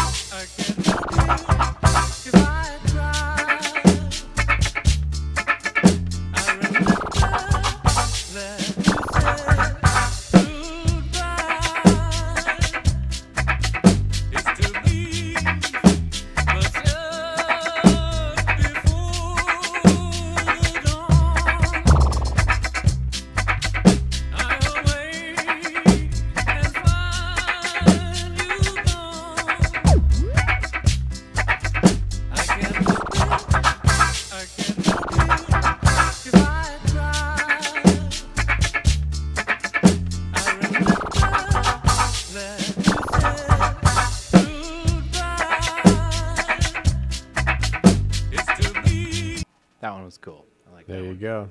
You got it, man. Those stops too. I don't know if you guys are familiar with the original, but there are 3 stops just like that in that section in the original, except they're not syncopated quite like that. And cha cha cha. Yeah, no. They're more like ba ba ba ba ba ba. Yeah, it's cool. Fleeby dop. Yeah. Fleeby deep. All right. Penultimate section. Oops.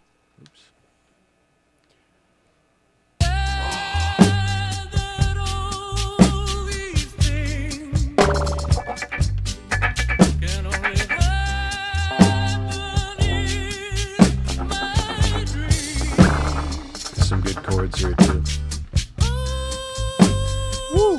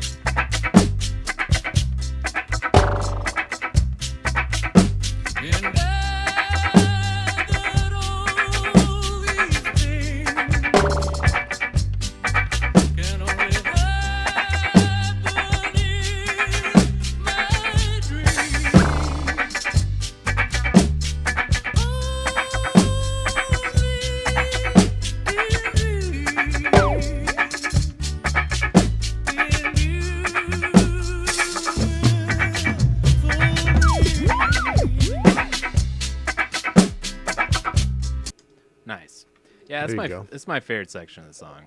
Like, That his vocal moment. yeah, is it's just so insane. fucking epic. It's amazing. All right, and then let's do the outro. El outro.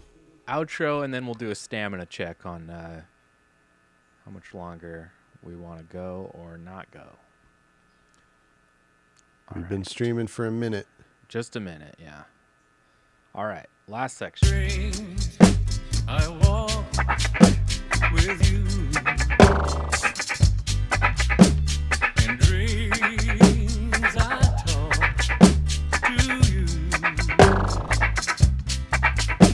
in dreams.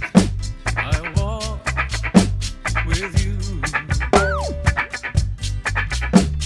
in dreams. I talk to you in dreams. I walk with you in dreams. I talk to you in dreams. You're mine all of the time we're together. Dreams. I walk with you in dreams. I talk to you in dreams. I walk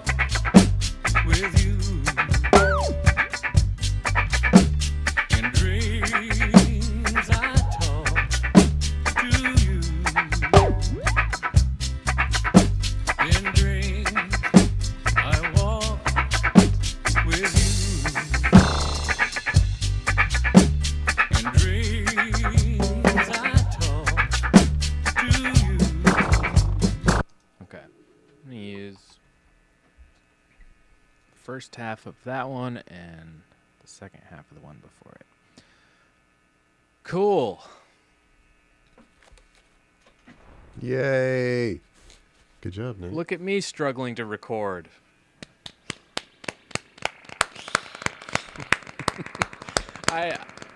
Thank you guys. Don't clap for you. No, thank you guys. It's surprisingly kind of it's just convoluted and complicated to record sometimes while we're streaming.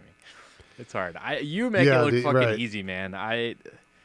Especially while you're streaming. I mean, you're the one managing the stream from your computer. Yeah, it just top of that, it gets a little complicated. Yeah, normally and ideally when you're in the studio, that's all that you have to think about is playing the guitar. That's it. Yeah, exactly. But that was pretty good anyway. Despite the technical difficulties of my amp wanting to probably catch on fire, I don't know what that was about. Yeah, glad. May have a little amp fire on our hands later. That'd be fun. Well, I know we said we were going to do piano and organ too, but this has been a long stream, and I feel like people are about ready to move on to the rest of their day. So, yes, I say we join them, Brandon. Let's join them in this thing called, I don't know, going outside or out of our dark studio rooms. But anyway, what a great stream today. Thank you guys all so much for whoa, sorry, that was Brandon's song. Thank you guys so much for everything. Obviously, I'm basically a zombie now, so hence the random sounds playing out of nowhere. Yeah, Brandon. Yeah, me too. I'm not used to keeping the show going for this long. I'm like, this is a long stream. My brain is turned off, kind of, I hear you. Me too. So thank you guys for everything. We appreciate all the support. Please hit up our Patreon and Bandcamp pages. Become a subscriber on Patreon. Become a subscriber on Bandcamp. It helps me and Brandon continue doing this show. If you can't afford that or don't feel like it, look, we've got these little QR codes now, so you can check those out and send us a tip for $1 if you want. Likewise, we have merch. We got our first merch T-shirt sale this week. T-shirts, indeed. So I mean, there's like a million ways you guys can support us, and you guys already are. You guys are watching the stream. You're smashing the like button. You're hitting subscribe. You're doing it all.